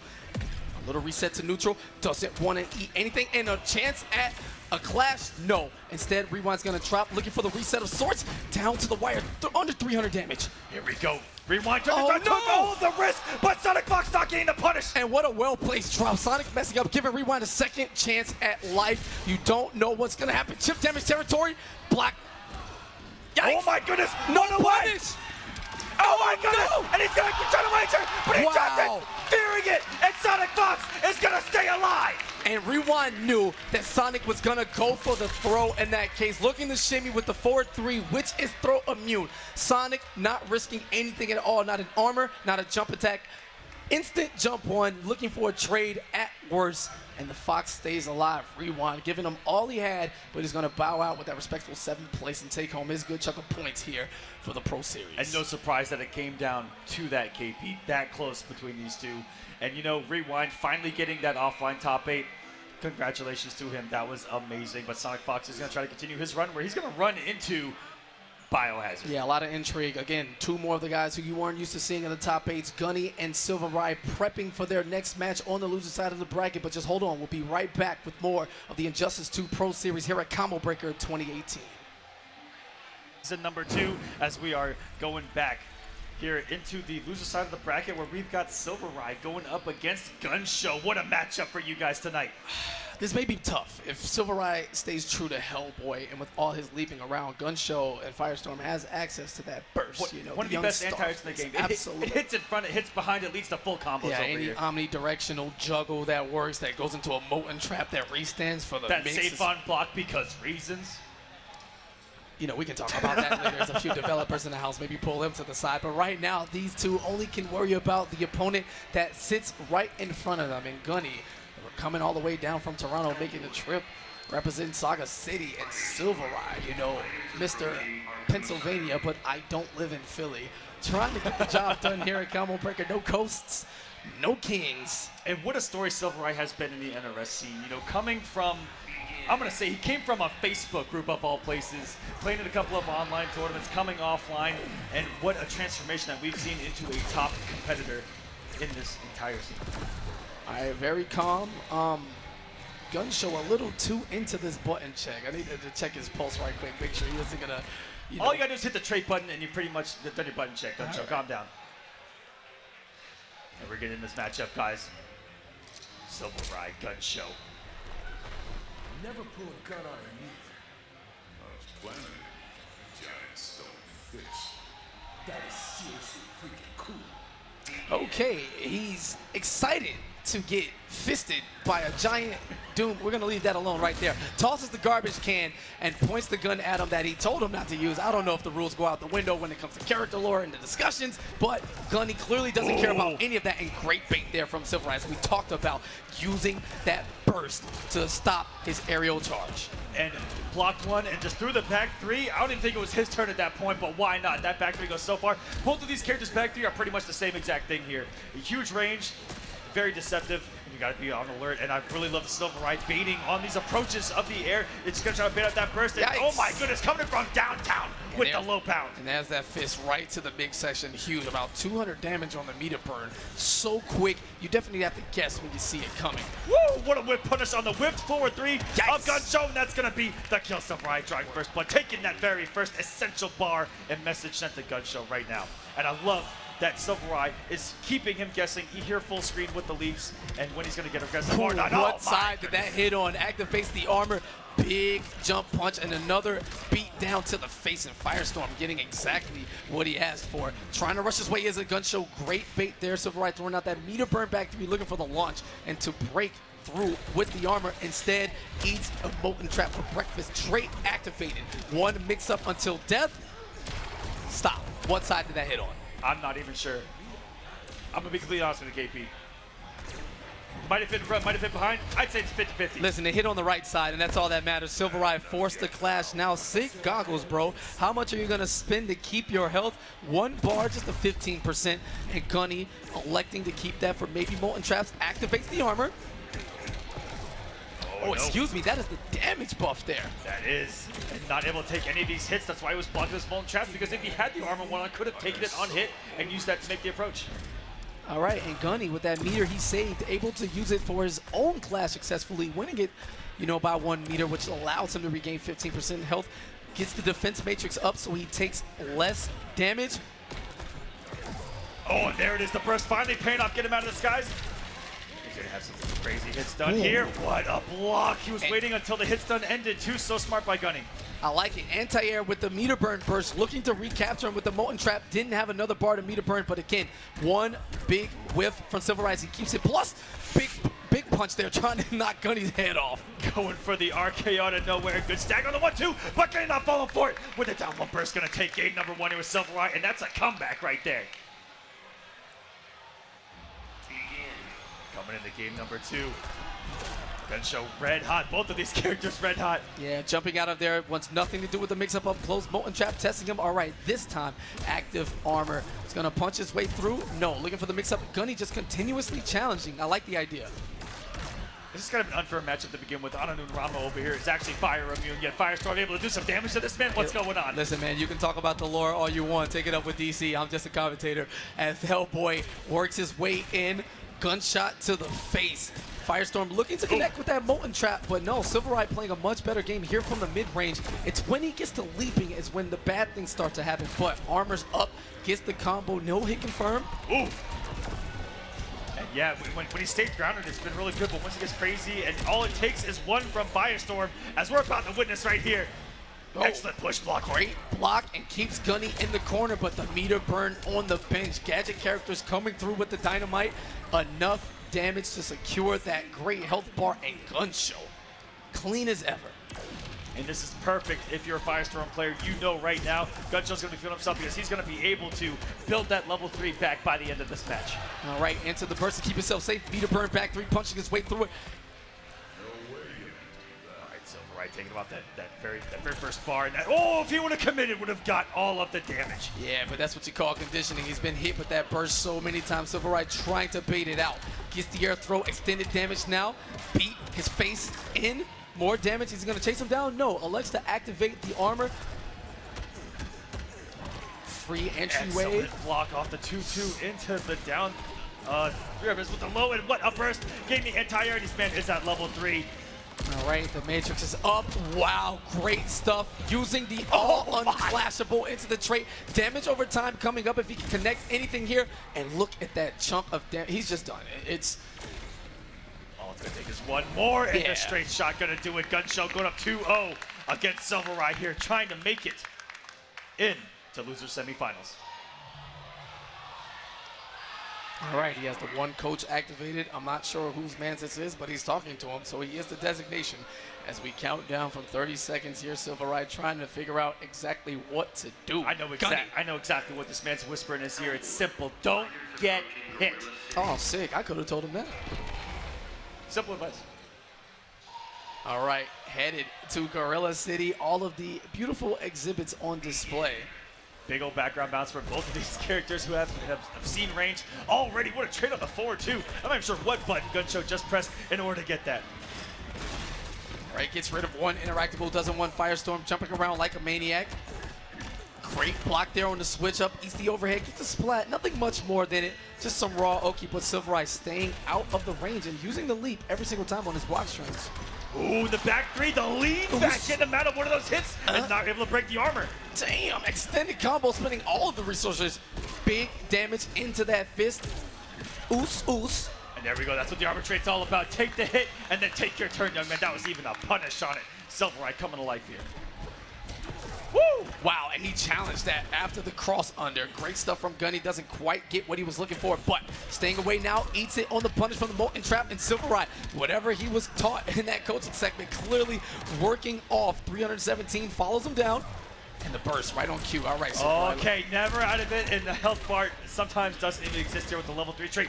But a second time, Sylverrye gonna get the push block, but he gets another hit. He but he has the armor doesn't activated. care. Armors through Gunny, using that torpedo to get away, but chasing him down. Again, so much mobility in Hellboy. There is nowhere on the screen you can hide from him. Air dashes back in front, and now Gunny in trouble. Just try it, dumbass. Oh, sick. Ooh. Hellboy being a little bit savage here for on Sylverrye's behalf, and he is playing like it. All right, delayed gunshot, trying to mess with the timing of the evasion of GunShow. Chip damage territory, and Sylverrye looking to close things out. He doesn't want to see the final health bar. Big sword coming out, slice to the chest, shoots the torpedo. Get back. Got his toes, and doesn't have level 3, so right now this is Sylverrye's chance to take a game off of GunShow. Whoa. Got Down mixed, one but the gunshot. armor saving everything behind. Gunny opening himself up with that back two. No way to recover, and Sylverrye finally on the board, 2-1.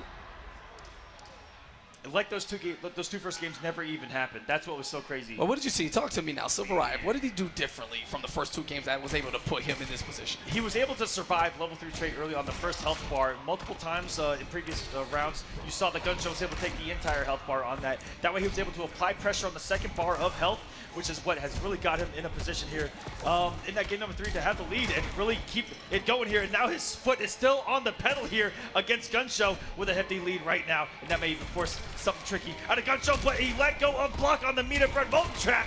And now these boys are swinging.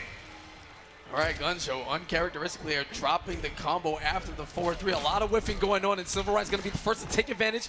Oh, well, never mind. Commentator's curse right back at you. Not allowed to complete a combo here in game 4. Decisive for Sylverrye's life if he can't run it back. Also, the use of the trait here in the past 2 games has been essential in Sylverrye right now. I also like that he's mixing up off of the leap differently every single time, and it's been like 14 different mix-ups at once. And get the shot out. Meter burn back 3 to negate any armor there, especially on that interactable head. GunShow can continue the combo here. What side? Sylverrye blocking successfully, plus frames instead. Doesn't have to go for the 50-50. Meter burn back 3. Yeah, and GunShow getting a little impatient there. Huge risk with that up-close Molten Trap, but had the read on Sylverrye walking back. So this time around, Sylverrye still able to block correctly. Didn't push block this time. No. But was able to... oh my goodness. And a little short hop. It was a little beautiful, a little cute stuff. Hey, I'm here. Okay, I'm going for the overhead. And Gunny forced the clash now. He's going to win it. Regain 15% health, but no meter. Look for a lot of projectiles until they're able to gain one and make some things happen. Ooh, looking for the air-to-air, but great aerial dash back from Sylverrye. And that's something that we have not seen out of GunShow, which was him trying to use something else to keep this man out of the skies. But what a burst is going to force a clash on Sylverrye here. Stein calls that motivation. All right, the Firestorm getting a little raspy for the boys, trying to prove to Hellboy that he's some kind of man. Clearly, he doesn't care. Guns back up, gunshots out, and slowing down the momentum again. Sylverrye caught pressing a button in between the meter burn of the Molten Trap. Now all of a sudden, out of nowhere, GunShow a little bit of a lead here. Gunshots to the face, has to slow it down. So much respect now coming from both of these gentlemen. Trait activated, armor, I'm on my way in. Daddy is home. Goes for the overhead, and GunShow can't really challenge there. Oh, instant air dash, great block. Taking his turn back, and a whiffed air-to-air jump attack. Nothing doing, no one home, and Sylverrye pulverizing GunShow into the corner now. Oh, meter burn for meter burn. They're going to get the trade, but the pound is going to send us to what is another game number 5 here at top number 8. Are you kidding me? It couldn't be any other way. GunShow choking away a 2-0 lead. How many times have we seen this in this tournament alone? And decisive game 5. Gunny, gonna think about it. Take some time, whether get a change of scenery Sylverrye's like, yeah, man, I'm here. He definitely grew both of those bags under his eyes in between games 3 and 4, and he's somehow figuring it out with the classic hands behind the head pose. You know what's in trouble time, as we saw from BioHazard earlier today. And this is just a continuation of what the entire tournament has been, start to end, these close matches, and the depth of field that is here at Combo Breaker. Yo, look at my is fist. Insane. He just backhanded that young man at the character select screen. If that's not intimidation factor for you, I don't know what is. With the heated knuckles there too, those are sharp. And we're going into a final game number 5 once again here. And already a tech throw. Both these guys playing at the top of their level. Who's gonna get that very, very important first hit? Yeah, and a little early on the down one connection from GunShow. And how alpha was that? Starting the match with an instant air dash into a throw animation and Sylverrye crossing him up dangerously. Trades not in your favor, doesn't quite leave the bomb behind for GunShow and Sylverrye. The power character simply throwing that cart out of here. We'll have no more of that, no rides. Supposed to almost a great read again by Sylverrye, but you see that he's hesitant on a lot of these, but he's making the right reads. But eventually he's gonna commit and get something. Oh no! And GunShow feeling the nerves. He's getting the burst, but no conversion. We've seen it a multitude of times now recently in all of his attempts. And Sylverrye taking advantage. 3, ooh. GunShow getting a little antsy there with a jump out of the mix-up. Maybe thought he was gonna cancel forward, and we're going blue early on. Nice air escape, not gonna deal with the hit stun, getting the ground pound. That's some great damage in and of itself. And oh no! Gets the burst and again fails. The conversion is GunShow in big time trouble here. Sylverrye riding all of this momentum. Air grab, slam to the ground, and he, who went down from 0-2, now a single life bar from advancing. GunShow on the brink of elimination. Fear in his heart, corner pressure on his mind, but meter burn back threes his ways out in the armor he trusts. And of course, it couldn't be any other way. And you mentioned it early on. I mean, GunShow, who's made a name for himself on the pickups, on those bursts, able to convert every single one of them. But here, where it matters, in this highest pressure situation, can crack here. Yeah, and that was crazy. Sylverrye just leaping around and then just throws out a back three. Not sure if he was expecting Gunny to advance. He hadn't done that for the entirety of the set. A huge read that may come back to bite him now as Gunny is in the driver's seat. 2 bars to his name. And does have a level 3. Sylverrye needs to be careful. Wow. Not to get what a knock. Oh my god, we're going blue early. Activates the trait raw, looking for one errant hit, and then forward three's gonna get stuffed out, goes for the extension, and Sylverrye was looking for the air escape. Gunny believing in his defensive capabilities here. The throw down to the wire, about even in health. Oh my goodness, both going for the same exact reading. The downward press, we're gonna get some huge clashable damage. Pressure is on here for GunShow, trying to take this set right now. But what is Sylverrye gonna do? Has the lead, it gets blocked! Yeah, he's making sure he doesn't have a chance to clash now. Sylverrye, what is he gonna do? Gunshots to the face, negates these high projectile attacks, doesn't want to take a chance. Gunny looking for a trade, welcoming Sylverrye to take a shot, and steps finally up gets hit. A little too early, probably looking for the leap, and GunShow barely escaping with his life. The young man advancing. Sylverrye's run's gonna stop short here with a very respectable 5th place. That'll get him on the leaderboards for sure. And next up, BioHazard. Going up against SonicFox. Oh my goodness, this is gonna be a classic once again. These two have met multiple times in the Injustice Pro Series season number 1. Yes. Very close, almost each and every single time that they have played. But BioHazard has gotten so close, but no cigar, never able to conquer the Fox. He's looking a bit shaky. Shaky may not be a good word, but he's open. Everyone's taking him down to the brink. Again, starting in losers before we even got into top 16. And BioHazard just been on a tear, has been doing his homework. And if you follow the scene closely, you know, Honeybee let out a couple videos saying, you know, maybe is this the answer to SonicFox, and uploaded some casual sets between BioHazard and Sonic, and he was cooking them with some Starfires. So I'm not entirely sure on the route he's going to take, as we've seen Sonic play 6 characters already. Yes, but we have. A small gap and a big run to the grand finals. 3 people stand in the way of victory. SonicFox looking to repeat and set the season off the Fox way as, oh, he has hands. Look, hurry up before he hides them. Winner of this is going to go on to meet GunShow in loser semis. And that is, I mean, he has the experience with both of these guys. And What's the matchup going to be here? SonicFox, is he going to go with cold? No, going back to Red Hood, and we mentioned could Starfire be an answer? Not even going to be seen right now, so he's going to go Bane again. All right, we're gonna get the button check right now. Oh, a standard one? Let's go. I'm so happy. It's not. I'm trying to do. Oh no, never mind. They're trying to do combos now. Even in a button check, Bane's hype. That roundhouse looking pretty crisp. All right, these guys are ready. Are they gonna go straight into this match? Okay, boys, that's enough. Let's go. They're not even comboing. They're just throwing special moves. No, I got to put the organizer hat back on and just run on the stage and yank your ear off or pull a. Here we go. A strand of red initiated. And we are going to restart. This is the matchup. Red Hood versus Bane. SonicFox versus BioHazard. Let's hear it, crowd. Why are you guys so quiet? Now we're talking. All right, Bane back on the screen once more. Dives his way in. Wow, that big down two whip. But tosses. Does a little rearranging here in the King of Atlantis' throne room. Doesn't like the core, so gets rid of it. Wow, and 2 shots breaking through the armor of Bane. Sonic diving in with no cancel. Do not run for me this time, sir. Big elbow drop into the corner we go. And again, Bane, not a fan of the decor. A little interior designing on the side. It's going to be an interesting matchup. Red Hood, a character with so many multi-hitting special moves. Yeah, great whip punish and a big-time air escape there. He was in deep up. That was going to hurt. Chases him down. Doesn't have the meter to switch sides. And again, the double dash forward. BioHazard, the absolute god with the big-time read on Sonic. Gets the Rekazon hit. At any moment, BioHazard going to pop that Venom coming in, but what a down one from Sonic to stop the approach. These top players are able to react to the forward movement so well with these pokes and normals, and he's just going to lunge and take the very first health bar here off of BioHazard, who's already back from debuff. Does have 2 bars and only 1 strike away, I think. What a whip and punish from SonicFox. Way too far out. Easy whip punish now, catching him with the low kicks, canceling it to the trait, using those guns, getting a few chip damage. Oh, big. Again, I like the idea. BioHazard trying to chase him down, but that air escape, the dive back gunshot, instant 2 shots. It's going to shatter any armor BioHazard has as he finally shades off the rest of that silver health bar, the low kick into the uppercuts.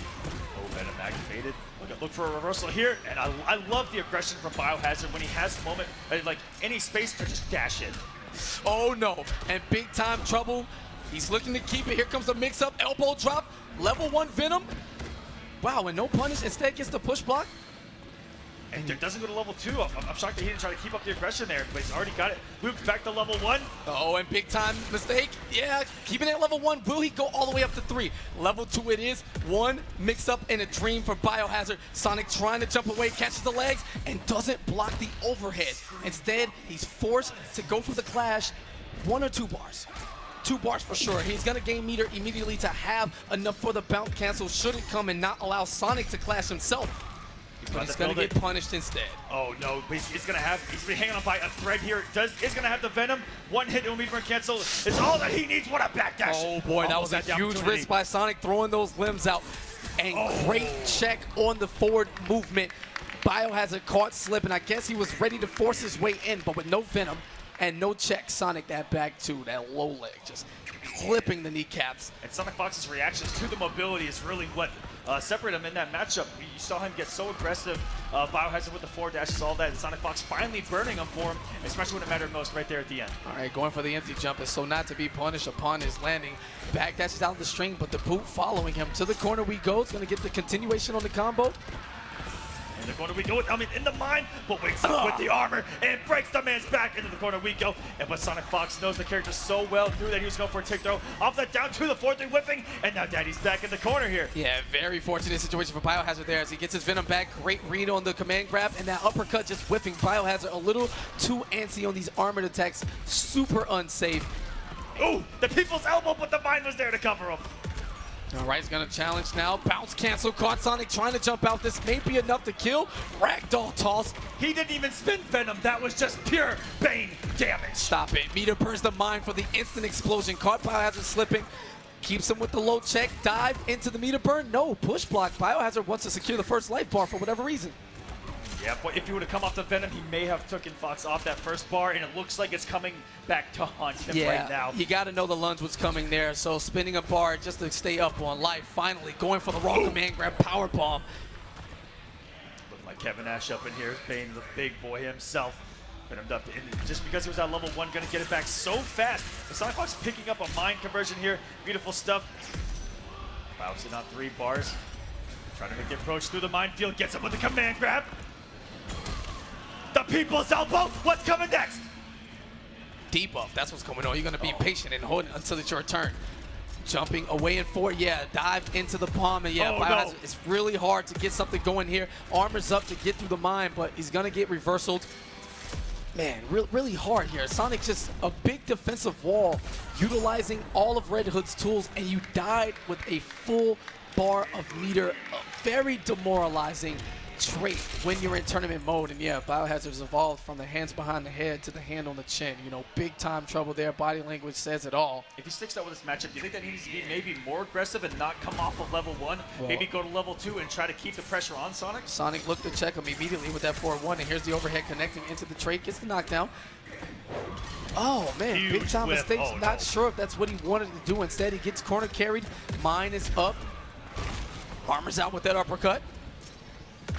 Faked the interactable throw there in the corner. SonicFox not falling for it. Big drop there. It does get the statue there, unblockable. But oh my goodness, the lunge has put in work for this man, breaking the armor and giving the space that he needs to put out his minefield.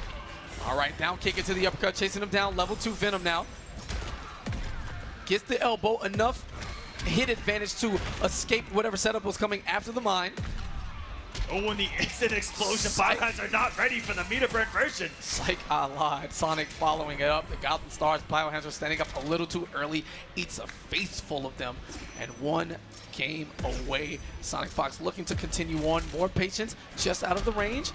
Oh, the nice tombstone pile driver. Not enough to take that first health off of SonicFox, though, and he is holding on to that magic pixel, and all of this is just free damage for this man on BioHazard's what could be last health bar. I am here to be king. Why are you still alive? Yeah, definitely sending a message asking him why he's still alive. That seemed like a Clash quote coming directly from Sonic to BioHazard himself as he goes for the side switch in that trait grab. Mine's up, Gotham Stars at the active, covers his approach with the mine, and Sonic is just having his way. Yeah, homework done here against Bane, and he's changing up what he's doing when he puts the mine out. Sometimes he'll sit back and react, sometimes he'll take it and get aggressive, just like he is here with the Rekkas, and so close to moving on. Yeah, and that's just the tail of the set here. BioHazard just whiffing an air grab for seemingly no vision. Big input errors there. SonicFox in control the whole time. I don't know what he's looking at or what he's looking for. But he's going to move on to loser semis where he's going to run into GunShow. What a matchup that's going to be. All right, now advancing to the winners final. It is going to be, it is not season 1 anymore. It's season 2 Tweedy against Gross. Using Black Adam the entirety of the way so far. Known for his Green Lantern specialty, but especially known for showing up at every big event. The huge stage is his home, his presence, and he is 2 sets away from becoming Combo Breaker 2018 champion. That's right. We saw in the Justice Pro Series finale of season number 1, Gross show up when it mattered most, and in the final moments to even get his spot there, showing up when he needed it most, and now sitting on the winner's final side in his way, Tweedy, who's used quite a few characters himself and has shown and proved to us that he is a top Injustice competitor. And a man looking to shake the entire foundation of the community. He says he is the best. And if he gets the W, guess what? Everyone has to hold that now. Nothing stands in his way. Practice, dedication, hard work. That's exactly what happened. It's not that the other guys have gotten significantly worse or that, you know, they don't care. No, it's none of that. The guys who have put in the most work and have advanced the quickest. They figured out the game as we head into year 2. The meta has developed. They know what's strong, faster. Tweedy every day grinding with whoever. And it's properly on display here with every character he's used as he goes straight to Starfire and Gross pulling out the Green back Lantern. in time. We're going back to season number 1 for this man and the character that put him on the map even back in Injustice 1. It's been a long time. Button check. Yeah, absolutely. Because if he started the match with raw trait, another 50-50 what a god. for us. Trait into lift, instant, please, I just quit. We all just go home and give him the trophy right now. That actually might not be a bad call against Starfire, now that I think about it. Slow down. That's why we're in the booth and not on the stage, the things like that. All right, starts off with a sweep of Starfire, which is secretly disgustingly far. And this is going to be tough because Green Lantern, I'm not too sure if he's going to go tit for tat as far as zoning against Starfire, and if he's able to you know, find his way in right now, but if he gets put full screen, what's he going to be able to do against the Starfire zoning? That's what I want to see. Yeah, it's not a matchup we see too often. It's less about the zoning in here. The big advantage that Green Lantern has is his forward walk speed. You can see him just kind of trotting across the screen. He doesn't deal with as much Starfire nonsense as everyone else because he gets in rather quickly. Now, looking for the mix-up, great delay wake up from Tweedy as he goes into the hair flip, challenging normal hair flip again, following up with the trait, and yeah, Gross just can't find an opening, but it's not because of the zoning here. He's getting cooked up close. Everywhere right now. Tweedy making every right read and Gross making every wrong one. Even trying to guess when he's going to meet burn that hair flip, but he's not. And even when he guesses when he's not, following it up with the trait, Tweedy inside his head already. All right. Keeping it safe, meter burning that charge. And wow, big chip damage and push back on the Stardust into the character power. Green Lantern, great read there. Tweedy dropping that dust right in front of him. Oh, no fear whatsoever from Tweedy. Just flipping in his man's face. What a whip punish, too, on the back three attempt by Gross. And oh my goodness, what a reaction to the meter burn roll. And Gross said, I'm done with it. He actually got cooked. He bodied. He restarted the match quicker than Tweedy could react to the meter burn roll and punish with the throw. Now, game 2, Gross sticking with Green Lantern. He likes the matchup here instead of Black Adam, but he needs to find his patience in a different type of category. Tweedy just plastering the screen with all type of fairy tale dust. And the punish now on the straight shot. Gross with no bar or trait active to get the conversion. There we go, does have the bar now and the trait, but Tweedy has shown that he knows the setups. The bullet wake up gets him out of dodge and pretty much everything that Gross is going to try to throw off of the EX Lantern. All right, the young bowling ball with the entirety of the string doesn't get punished, but not blocking the overhead successfully. Back 3 plus frames and the Tamaranian charge right out of your plus frames. I don't care if I'm flying high and away. Yeah, that's something that Starfire can take away from you. You know, play that mind game of is she going to charge her or not, because sometimes your plus frames really don't matter against this one, but Gross going to get some huge damage here. Look for the chip out, and he does bait out the wake up. So smart by Gross, and he's going to get back into this match. Yeah, Tweedy had nothing to lose there. Pixel health, and had a chance, but a little too early on the back 1, so we got back 3 instead, looking for the entirety of the string. Ooh, big whip. Oh my goodness, actually broke the armor. So Tweedy set up that intentionally and still got burned. Yeah, the second hit coming out just in time right before he got clocked. Here's the jump in. Oh, beats a Tamaranian charge. Gross has been doing his homework. Plus frames here. Chip damage. Bowling ball to chase things down, and that trade is going to go in Gross's favor if he gets it on hit. Absolutely huge damage off that bowling ball. There we go. Yeah, and he's perfectly fine with Tweedy. Oh, wow, and a faster beam of himself. Trait activated, putting them slow shots on the screen. The overcharged lanterns also coming into play now. He can speed it up, he can slow it down. All right, chipping him out. The constructs, the power of will, getting it done, and great read by Tweedy. Dashing in now, keeping it safe. Plus frames. Oh, no, and he went under it. Very unfortunate situation there, and no clash from Tweedy. Gross on the board, 1-1, showing that first game a misnomer, a fluke. Even though he got cooked, Tweedy reads him immediately. Great back two, protecting the Starry Skies. And now come off the bar as well. Tweedy could have done some hefty damage. Said wants to keep him cornered. Number 4 threes, which are so great. And you saw the walk back, straight momentum and footsies from Gross. Meter burns the lift into the corner we go. Knockdown setup, forward 3 to keep the plus frames mix up. What side did that hit on? All sides. Omnidirectional wake up with that disco light. It's absolutely everywhere. Not even meter burn, and what a lift on a whip punish. Yo, he straight went for it raw, builds the wall, keeps Starfire right in front. You are not welcome here on Earth, young woman. Safe on the charge, looking for the throw. Great back dash from Tweedy, but Gross with the challenge. And has he figured it out? Has the download already been completed? Let's find out what a back 1 if that would have worked out. Yeah, great interruption, but Tweedy recognizing the trade on the Stardust, able to recover because the black 1 tipped him. And again, the micro step on the evasion from Gross, forcing Tweedy to slow down. Keep throwing that down 1 out there, and now gladly take these punishes. It's kind of crazy that Gross has actually punished 2 down 1 whips in this one game. All right, doesn't have enough. Puts itself in the corner, unfortunately, for Tweedy. Spins the meter to get enough chip on that hair flip. Great decision, but how does Gross counter this? Wow, got caught by the tip of that command grab on the 4-2. And we're going to the corner, the ballerina spin. And Tweedy now picking things back up. Momentum. It's going to jump, stays on the same side. Nice throw tech. Plus, and jumps out. Gross knew it was coming. There's the forward 3. Big time damage here into the setup as Tweedy will not have an air escape. but delayed wake up, the old-fashioned game mechanics. Gross looking for that patented down 2 up close.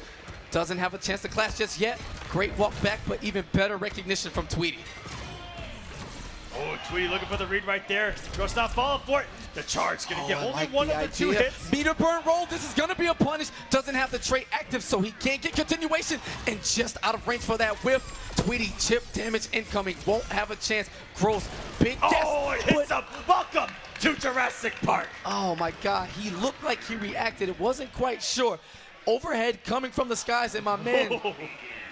See, these Sub-Zero players are always looking to slide over something. Always looking to slide. You just can't get it right, can you? As Gross said, you know what? I'm going right back in.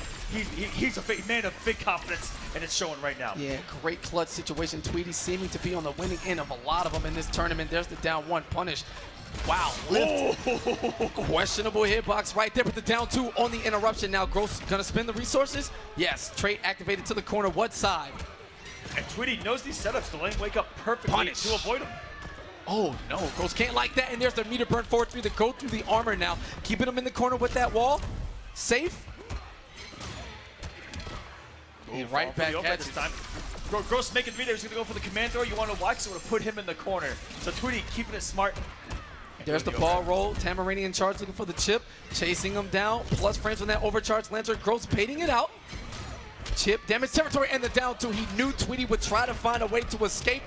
And goes for the entire combo. Could have snuck a lift in there to put him back in the corner, but more important was closing off the light bulb.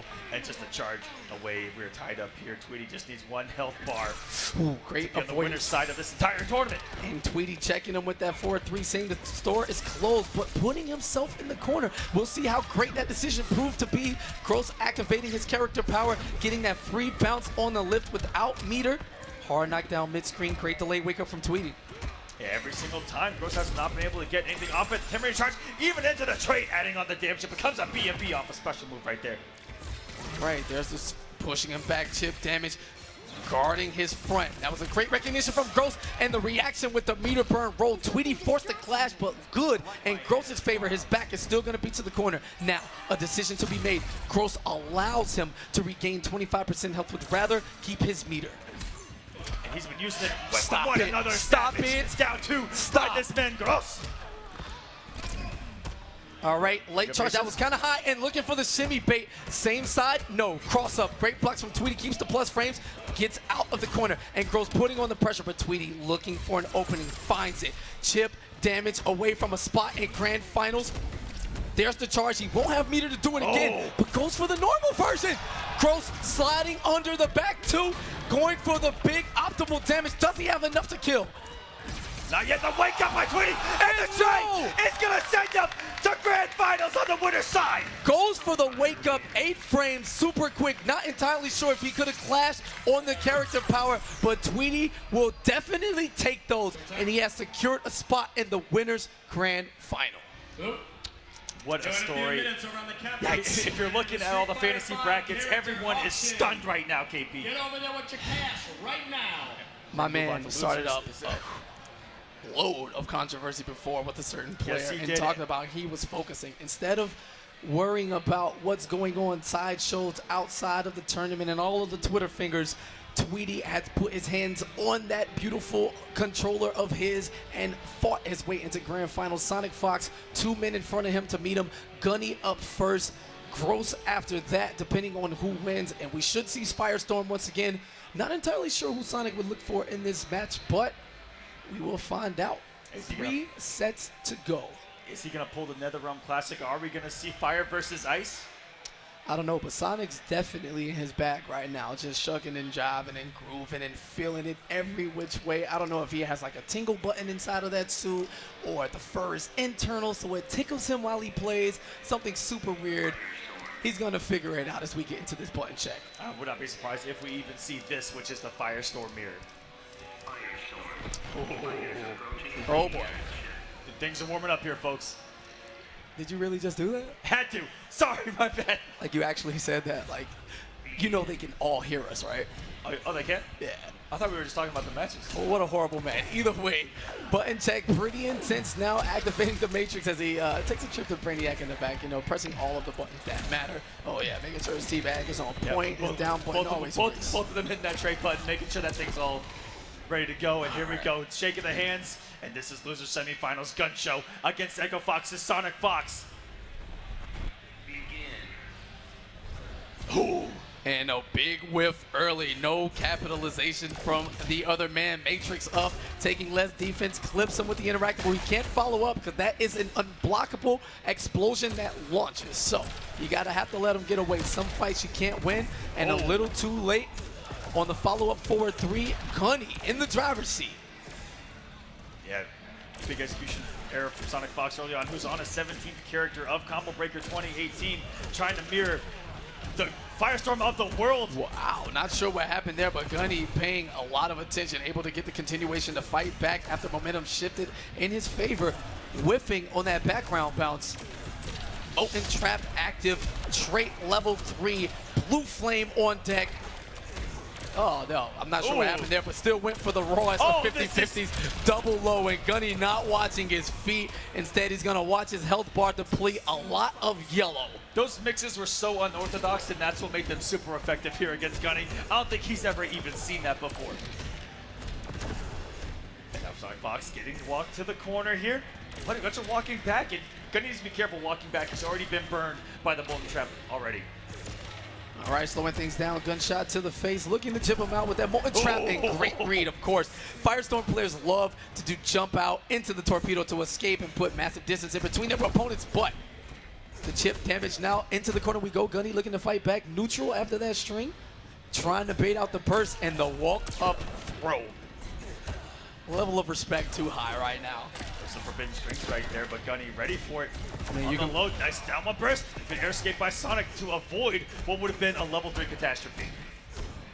All right, fighting back, looking for the mix-ups. You can guarantee the next up-close attempt by Sonic will be shimmied up, baiting out a lot of buttons, playing a fantastic space game, both of these gentlemen. Ooh, jumping in, and Gunny showing a lot of respect. Just walk, oh my goodness, almost fell onto the Molten Trap as well, and he's gonna do it a second time here, and that's gonna be some big unclassable damage. No, come back here. We are inside the ship, no flights through space, as he gets the transition down south. Wake up, Molten Trap. SonicFox making all the reads right now. And what do you know, next time, shimmy, 1-0. You know, Gunny doing a lot of laughing and smiling. He told me how extremely nervous he was leading into top 16 to begin with, and the pressure only gets higher and higher as we close down on the trophy in that coveted first place. I actually had a talk with him right before this top 8, and he walked up and said, not bad for a Fortnite player. Everyone plays Fortnite, chill. He's not special.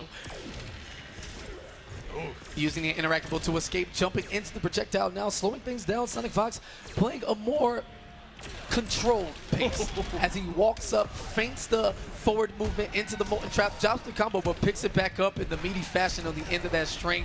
And Gunny now just waking up a little lost here. The headlights becoming a little too bright.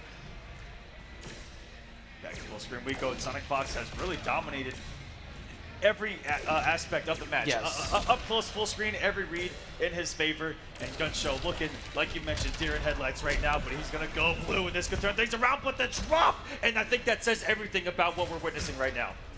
All right, the interactable's out. Sonic's going to hang out just outside of the explosion. Meter burns the Molten Trap right back at you. Matrix up. Wow, what a fantastic conversion. Gunny known for those. Doesn't get enough to kill, chip damage territory, and Sonic is going to push block as well, expending the resources only to eat that concussive blast to the face. And from looking down and out right now, GunShow brought that back all the way. With one of the most beautiful conversions we've seen with Firestorm of the event, but another Molten Trap working for Sonic, and he's going to wait until the level 3 is activated. That was a very smart wager.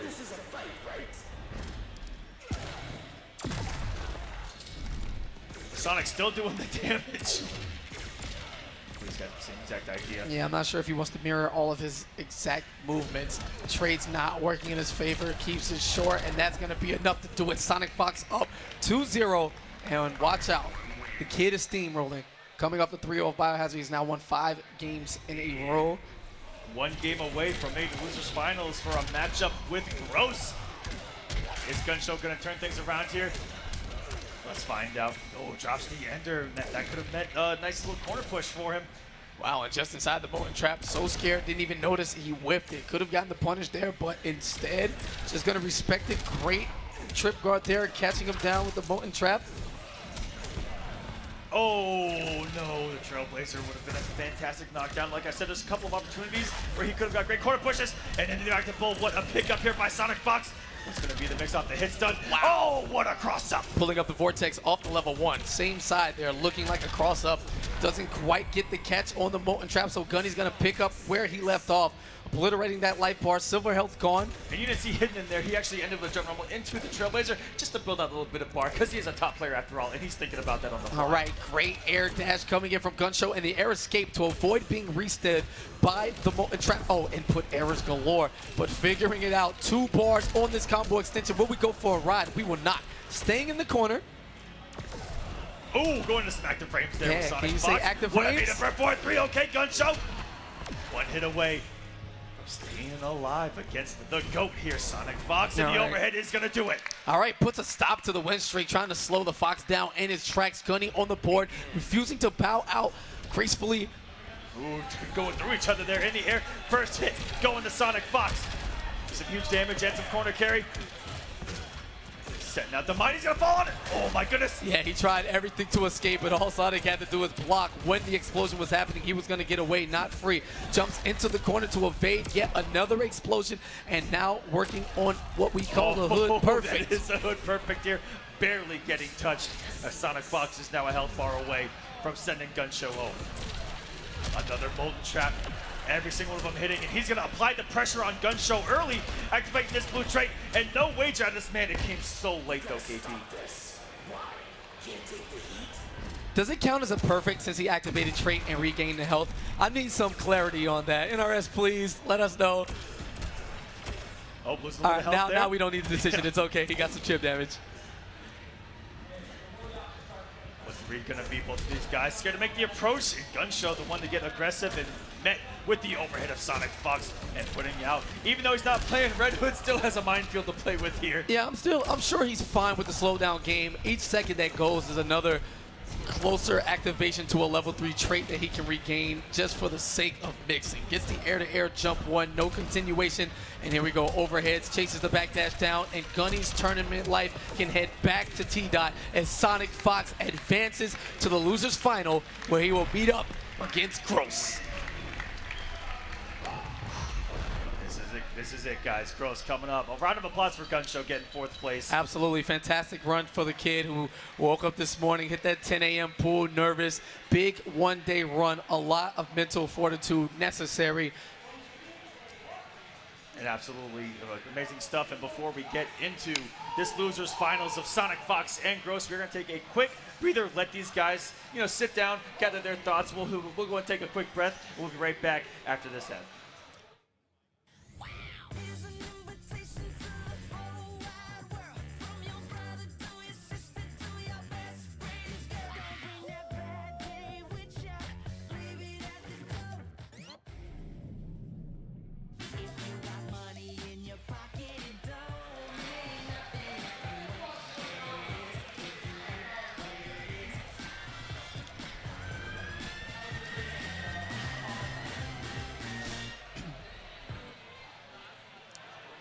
And the greatest of esports breaks brought to you by the great KP and Mr. Aquaman. When we say break, it's a tiny break. So losers finals are here. Now, the big concern, Gross, we saw the 2 clutch games against Tweedy where he got an input error at the end. He felt like he blocked the interactable, and then Tweedy woke up with an unsafe move, but it was super quick. He made the right read.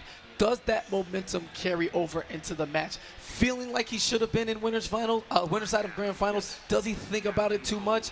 Does he have room to? Sonic firing on all cylinders on a huge run in losers, and Gross now tasting losers bracket for the first time in the tournament. We'll see how mentality shifts in this one as we head back to Gorilla City. Black Adam against Captain Cold. And a whiff punish early. Goodness. Speaking of going back, Gross going back to Black Adam, who's been the character that's gotten him this far in the bracket, looking so strong early on in all the pools going through top 48 and all the way to the winner side of the bracket, but now in his very first losers match, you said, is this a different pressure that he hasn't seen before? And SonicFox with Captain Cold has lapped out this matchup so much with Rewind, he's got to be confident here. All right, puts the wall of ice up. Death Sickles on deck. Finds a way through the traps, gets the meter burn dive kick, but a dropped combo there. Unfortunate. Sonic, of course, easy reaction is going to take those 80% life lead. And with an amazing wake up of that ice wall, looking like a member of the Night's Watch over here. Wow, and the air tech right into that ice puddle, and not sure how he landed on that side. Down one anti-air, very, intuitive from Gross, but is it enough? Has a massive life lead and the sickest throw animations. Oh, it's beautiful stuff. So swaggy, okay. Gross waiting for the down one this time from SonicFox off the 4-2-3. I like the little adjustments. Ooh, Beaver dive kick, wait for the ice cold to drop. I respect that. Going raw and into the black magic. That was risk reward right there. Yeah, that was super raw. Gross, he's probably going to do something else. Yep, looking for the 4-1, meets Cold, gun to his face, gets the drop. Not enough aerial juggle on that bounce, but the EX low lightning. And SonicFox looking for a button out there in the neutral. Yeah, screeching through his legs now. Gross has a chance. Dive kick, he's in for the pressure, and immediately, no, you will not activate the snow globe. And just like that, Gross back in this, looking for the dive kick setup, but a little too early.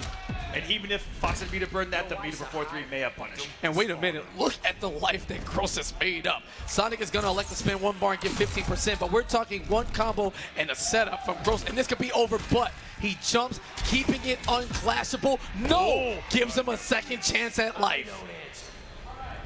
Is this going to come back to haunt Sonic, or is he going to be able to clutch this out? But that was a terrible decision at the end. Could have put out the little mini globe itself. Wait a minute. Oh, and puts the level 1 on.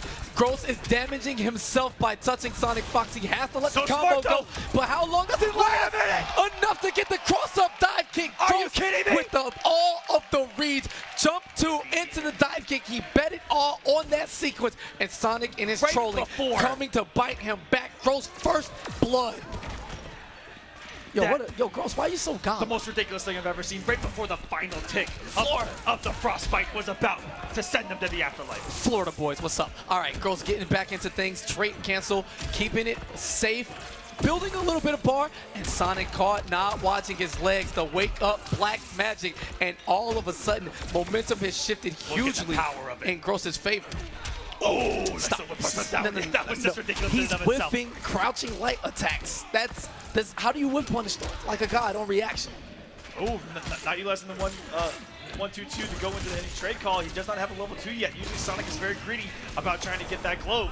And he's going to eat a little lightning, and you're talking about how momentum is being carried right now, and he is riding it right now. Absolutely, beautiful stuff. We know that those orbs, the character power, the orbs themselves, unblockable, that wrap around Black Adam's waist. So while Sonic's looking for Gross to make entry, he tags him with the low lightning. Oh, and there's a few times that you've seen SonicFox out here. Punish. Oh my goodness, throwing out those normals. I'm just looking for maybe a dive kick, something there. But what a shimmy, and this should be the health bar. Yeah, takes some time out to get the trait charge on the gun, trying to raise it up to level 2. With each individual level of his gun, Captain Cold's projectile becomes faster and more damaging, but Gross denying all of it. Not going to spin the meter on the combo, except keep a super handy. And here we go. We're going to take a trip to the pyramid. No, let it rock. Let it rock. Put him in the pyramid. I want to see destruction. Let it rock. And SonicFox. What a hype killer. Boo this man. That's Everyone, right. Boo this man. That's right. Let it rock. Yeah, what's up? Yeah, I'll take off this mic and come to you, Fox. What's up? All right. Gross is up now in set 2 games. SonicFox on the brink of elimination. And it's going to be another mirror on the night for this man. Yeah, Gross looking for a rematch. Oh! Very good patience by Sonic just to let him neutral jump and see that he did an empty jump and back to this man on the ground. All right, the Black Adam mirror now. Gross looking to show SonicFox how it's done. Plus frames. No, just keeping it safe as we've seen Gross take it to Rewind earlier in the day. Black Adam mirror, no stranger to it. And here's the punish on the low lightning. Shazam! No trade to cancel that. Gonna keep things nice and safe this entire time. This Gross playing a nice, basic bread and butter Black Adam so far. Yeah, looking no to get a whip risk, punish. No nothing. SonicFox. Yeah, he was looking for the whip punish on the jump too. Thought he walked back just out of the range, but he was only enough to block the jump in attack, which jailed into the follow-up. Oh! All right, SonicFox, a little bit ridiculous. To be able to react in the middle of your forward dash to a neutral jump and try to anti-air with the stand one, that's kind of ridiculous. Caught trying to press buttons on massive plus frames. The cross-up, Sonic did not believe. No commitment, but the EX Low Lightning is going to get bodied up. And wow, hold on now. Sonic looking like he has this handled. Trading. Stop Oh, it. the dive kick gonna do it, and looking for some tricky stuff to avoid. The wake up down two. That's such a gross thing. Wake up down two's gonna bet it all now. I mean, when you're down an entire bar of health, why not? What's the downside? SonicFox taking a game, okay? Yeah, we knew that was coming. Meter burns the interactable for the hit of armor. That Batmobile cycle thingamajig. I don't know if he's even finished working on it. Who knows with Bruce nowadays? But what a pickup. Dropped the 1+3 though at the end, which is where the damage and the corner push comes from. But the fact that Gross has the first hit, and now a little bit of momentum here. Yeah, great anti-air is gonna meter burn for the extension. Gets the knockdown in the corner, looking to reset with the overhead for Sonic. Great denial of pressure, interrupting with the down one and throwing Gross into the corner. Again, the anti-air. Gross ready at the helm. It's gonna keep him on the same side. Would rather go for the combo instead of the positioning. Oh, wow. Everything's working right now for Gross. One health bar from the upset right now. And SonicFox a little late on the reaction with the down two of his own. Not as comfortable with down two as Gross. Another one. Oh. In the corner we go. An immediate challenge. And Gross is out for blood right now. And Sonic is in big time trouble. We're gonna take a trip. Yo, hold on. You're not authorized to ride this Batmobile. What is wrong with you? Get bodied into the Batcave main room here. Unblockable, there we interactable. Go. So close. Forward three. Yeah, he clashes now. Gross gives him a chance. Yo, and this is looking kind of free here in Game 5. Gross looking to close the door on the entirety of that furry suit, top to bottom. We don't want to see it anymore. Instant dive kick with no meter behind it. Should have been a punish, but again, tight Another move. down two. This should be enough. Trade cancel. Oh, just get the air escape. And Sonic will not die, refusing to give up, and but he does done it anyway. And he's Gross done it. Closing the door on SonicFox. One more game. The rematch against Tweedy, and we are going to start Combo Breaker 2018 with a brand new champion out of the gate. Let it be Tweedy or Gross. The times have changed, Aquaman. Yes, they have.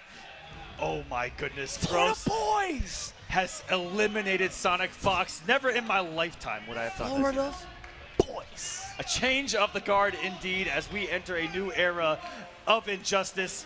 Gross and Tweedy is your grand finals. My man Gross is actually pacing on the stage right now. That's OD, walking back and forth. This is the second lap, by the way. I'm counting all of them because we're going to make fun of him for years. It's all good. And Tweedy making his way to the stage, a 3-game cushion by qualifying on the winner's side in a rematch. I'm expecting to see Starfire and Green Lantern once again, but man, so much on the line.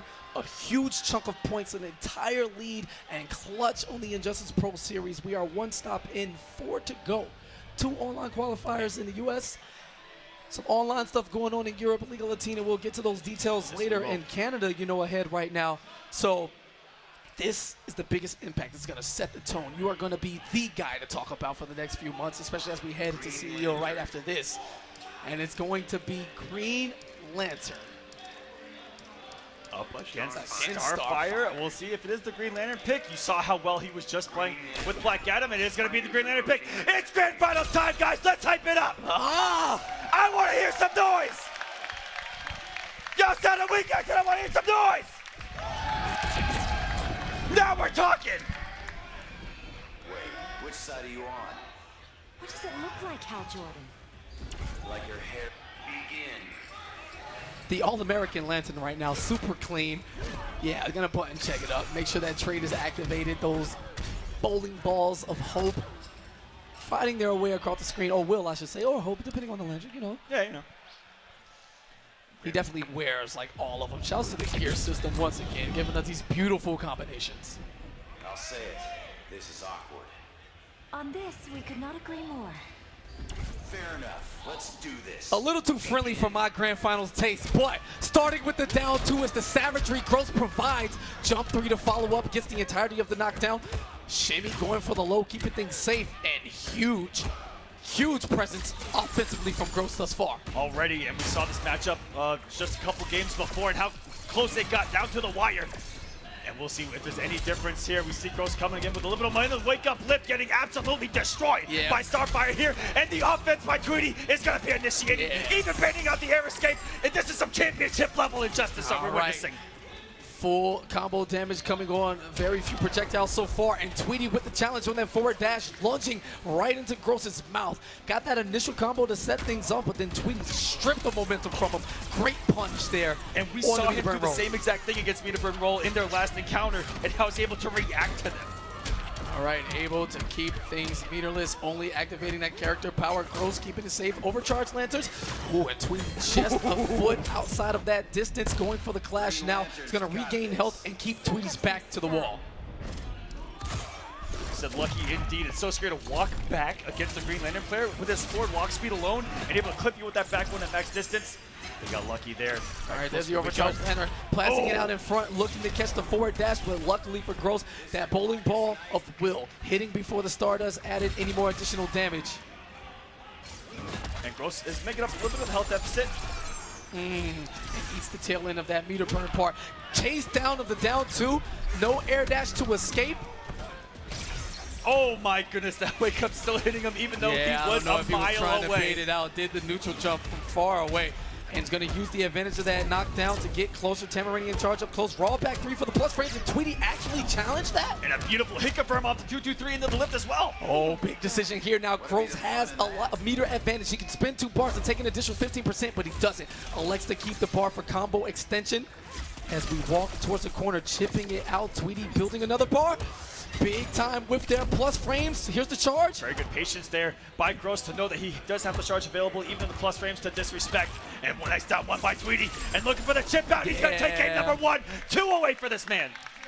Big time chip damage there. Gross, after spinning the bar on the overcharged lantern for plus frames, did not have access to a push block.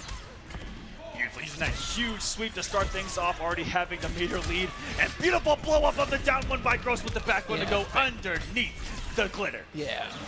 Fantastic counterpoint leading out with his max damaging starting string. Oos, full screen.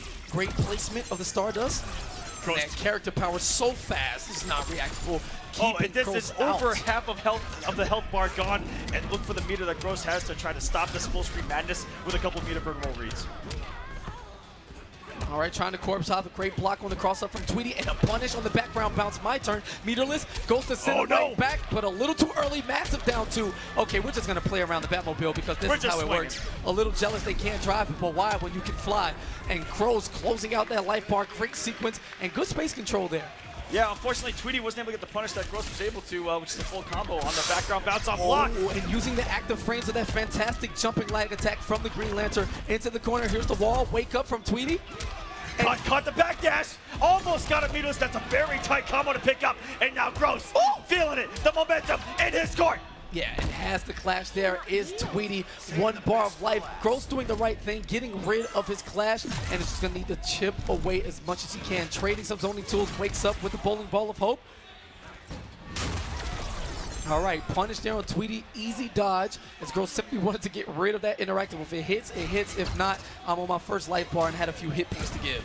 Oh, bust out the EX so fast. And Tweedy not able to get the approach. And actually combos into it, uses the character power. Now, while Green Lantern's trait is active, his regular straight blast, he can slow it down or speed it up. Slowing it down for the ultimate space control, and as Tweedy stands up into it, follows it up with the overcharged lantern, gets a combo in zoning, and takes game 2. And now the switch from Tweedy going to another very heavy zoner, but one that might be a little bit more effective against Green Lantern. That is Dr. Fate here. All right, Green Lantern now jumping in, looking for the back dash. Immediately canceling, but gets caught right before he can let that back 2. Gross continuing the forward momentum into the corner, looking for the cross up. Here's the throw. Just a little construction, no big deal. Hey, man, we're dropping bars here in Grand Finals. All right, unblockable pickup truck. Dr. Fate wanting nothing to do with it. Gross trying to meter burn his way in, but gets denied. Big orb to control the space, and Tweedy looking massively comfortable here in the corner. And this is really good for Tweedy if he's able to overcome this matchup. Oh my goodness. And the bait there, Gross with the forward dash shimmy from about half screen away. Meter burn back 3. And a meter burn back 3 of his own, armoring through Gross's attempt at damage in the corner. And Gross going back to work here full screen. And on the trade, Tweedy able to survive the blast. And Tweedy's able to overcome this matchup. He's going to have the advantage in the counter pick 4. If Gross comes off Green Lantern, he's able to go to another character. Yeah, it takes a few back to the trades side. for the sake of tying things up. Great idea there, but slowing down. Here comes the Dark Magic. You don't want to trade with these enhanced damage projectiles. And Tweedy stopping that forward dash, trying to bait out something. There's the back 2 out in neutral. Gross working his way in, keeping things safe. And a great challenge from Tweedy. That forward 2, such a great quick lunging charge move at around 8 or 9 frames. Tweedy Gross trying to find the answer, desperately can't. And Tweedy having no bar, he really couldn't go anywhere. But Gross following up in a huge drop, but what a read on it, didn't even punish. Two hits and swipes a gator at him, you know, for whatever reason necessary. Not a fan of what's going on here at the Slaughter Swamp, but Gross staying alive right in front of Tweedy. There's the back 2 canceled into the cliff. Gross looking to press a button in between, but it was not his turn. Gets to the other side, and instead of going for the combo, elects for the reverse throw. Tweedy chip damage territory. Oh, one away, the one coming out, and the wall absorbed it, but the back 2's gonna be out the back 1. Oh my goodness. Smart stuff there from Tweedy. Gross realizing he does have access to the wall, which will negate projectiles if timed right. But that back 2, an entire vertical hitbox going from the ground to the skies above. That beautiful pillar of magic shading Tweedy's defense, watching him from the front. And yeah, man, 2 games to 1 Tweedy. Championship point for this young man. Who's gonna get that first hit? Gonna get that first bar, getting shimmied first is Tweedy here. All right, gets a chance now. Is he gonna spin the meter? Yes, he did. Just gained it to the corner we go. 400 damage, nothing to laugh at.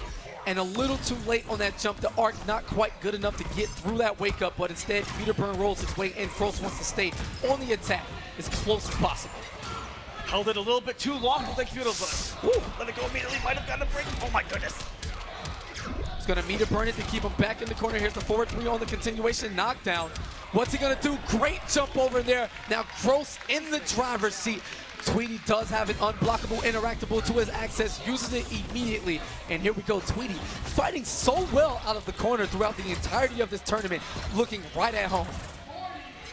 And now Gross just trying to get any trades here to keep the health lead, but Tweedy didn't lose too much there after taking the first bar. The only thing that Tweedy doesn't have going for him is resources. I mean, spending the bar right when he gets it, and that might come back to haunt him in the situation right here, where he can't even wager anymore. All right, gonna go for the full combo damage. Gross charging up that meter burn back 3 in case Tweedy looks for a wake up. Instead, goes for the back dash, chasing it down.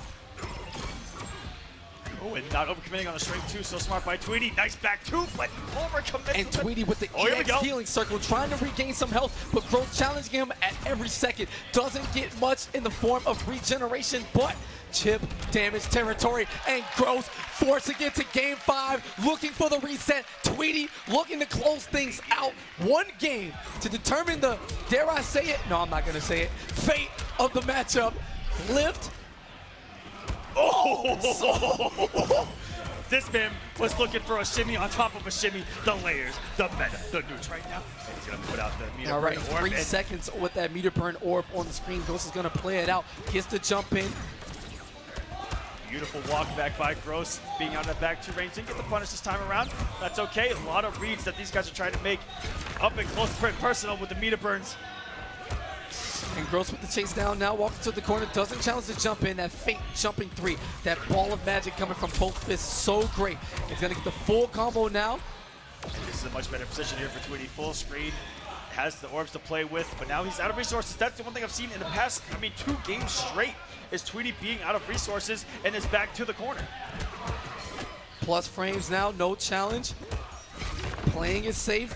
Tweedy giving Gross a lot of respect here, but challenges the plus frames. He's gonna catch him with the extended lift. Meter burn, is this enough to close out the first health bar? Meter burns it to ensure with that enhanced damage. 1 health bar away from a reset here in Justice 2, but Tweedy might have something else to say about it in the back too. He did recover from the orb in time. All right, now the pressure heating up, cooking inside the soul of both of these men as Gross looking for the reset. Tweedy looking to close the door on Combo Breaker and defend the Midwest. Back 2 gonna get the conversion, sets that full screen, and Gross gonna do it before he's gonna be put there. And that is a fantastic flash. That might have been his only opportunity to get it. And with 3 bars of meter, he's going to have time to build it back and essentially start with a brand new health bar. Corner we are. Tweedy this time does have a bar around. And the down 2, savagery, and you know what? Tweedy's gonna do the same thing. He wants the separation. Forget Gross and his combos and setups. 1 bar, no big deal. You can have full health too, but now it's just straight up.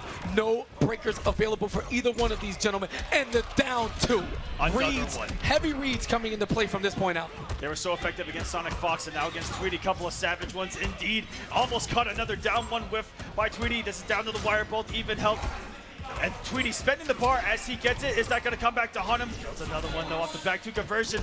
Meter burn rolls his way in, doesn't try for the anti-air attempt, but catches the leg. Gross now working his way towards victory here in this first set, looking for the grand finals reset. Off the knockdown, it's going to be in the mix. Meter burn, gain it, and get back to the ground. Oh, getting close down towards the end now, blocked successfully. Meter burn back 3, trying to take something down with this shimmy. If he can complete this combo, this should be it. No air escape available for Tweedy, and that is it. Gross on the reset. Let's go. The crowd going crazy. We're going to get some more Justice 2 right now. All right, the Florida boys in the building trying to bring yet another major trophy back home to the great Sunshine State. Tweedy again making the trip from Indianapolis, trying to defend the Midwest. No overcommit again by Tweedy. Keep it nice and safe. Luckily, not a lot of recovery there from Gross. Just trying to make a lot of great reads with the down 2s and savagely at that. Yeah, we're seeing great spacing from Tweedy here on display. Very tight-knit matches. We saw a 3-2 in the first set. Dare it be another one? I'm not entirely sure, but towards the card, just in range for that 4-2 to connect. Great spacing again from Tweedy, dealing with this corner pressure ever so pleasantly. I'm not even sure Gross knew what side that hit on. The conversion going off in outer space. He's gonna be able to cover off this. Oh my goodness. Stop it. What is this? We're swagging. Yeah, okay, Gross. Oh my God, jumping over the wake up, baited. Meter burn's gonna stay in the corner, and Gross continuing, working Tweedy to his mind's limits. Message sent so far. Back 1 says, don't even press a button against me right now. Everything is working, and they're actually crossed up. Are you kidding me? You want to talk momentum? And what a grand finals reset can do to a man, Gross following up, just damaging Tweedy's spirit. And what seemed like the massive comfortability in the corner looked like a clinic. Gross having his way. Unblockable pickup truck. What's good? And Gross completely content with all of these trades. Full screen. That's just going to build on his health lead going into this final health bar of his and Tweedy's right now, who's hanging on by a thread. He's going to get a little bit of health here in the orb, and I like that Gross started to close the gap so that he doesn't sit there too long and heal up. Oh, and got another healing orb out. Unfortunately, Gross is just going to forward dash to push him away from it. Here's the throw. Back to the wall now. Great usage of the resources from Tweedy, but doesn't have a bar to meter burn on that cliff to get the extended combo. And that's been the story of this grand finals for me, KP, is that Tweedy, once he gets the resources, spends them. And he finds himself in these situations where even if he wagers and has no air escape, it's just not there for him. Even they're getting the bar, spending it immediately. Very questionable there. Down 1 into the bounce castle, looking for Gross to counter poke. I understand the levels of Yomi, but man, he has no meter now, and every trade is going to work in Gross's favor. The bowling ball of will coming to Gross's defense and baits it out. The momentum continues. Gross up 1-0 in the driver's seat as Sonic comes to his aid. The 30-second countdown on. Giving Tweedy a taste of his own medicine, though, with reacting to the meter burn rolls forward and having a button there sitting there waiting for him. Yo, let me just give some props. I don't know if y'all saw that, but Rick, the Hado, T.O. Combo Breaker, just jumped on the stage faster than I ever have, and I've jumped on a bunch of stages to yank people out for coaching. What a god. He should give himself a trophy, and we'd all be okay with it. I just saw Rick RKO box off the stage. It was beautiful. All right, turn my head and right back in is Starfire in the middle of a combo. Yellow Lantern now, and Tweedy waking up raw. Gross is definitely in his head, trying to figure things out. And the switch to Starfire here for Tweedy, whose back is finally against the wall. Gross, for the first time in set, has a true lead. Oh, and baits it out. Doesn't quite get a massive damage punish, but we'll take it. You know, it's better than getting thrown into the corner and forced to deal with Starfire and Tweedy's great, you know, space control so far. Here is the punish on the Stardust. Complete. And you mentioned earlier he actually did not end that same exact situation with the lift for the reversal of position, and now the tournament's on the line, he's actually able to do it on the fly. Oh, not getting damage on the bowling ball, so I'm pretty sure Gross is a little bit shaking his head on that one. And back to full screen he goes. Tweedy slowly inching his way back into this match. That seems to be the story of Starfire, just chipping and clawing her way into matches. Straight hits, not a lot of combos. And a little too far out for the whip punish there. The Tamarinian charge coming in handy. Doesn't have the character power to extend with damage-wise. And great usage of that jump 3.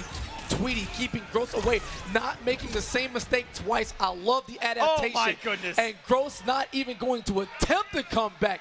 Tweedy getting some of that mental fight back now. Gross gonna take a breather here at the character select screen, tying things up at 1-1. Definitely thinking things out. Is he? So he's gonna stick it out with Green Lantern. I have expected a change there. Black Adam has some great tools to deal with Starfire. Again, the mobility and the threat at full screen. And with Green Lantern, he's relying on the meter burn roll reads and simply trying to walk down an opponent that can chip him out to death. I mean, we saw him try to make some meter burn roll reads and some forward dashes there at the end, and he got burned for them, walking into some of those active projectiles in the entire game.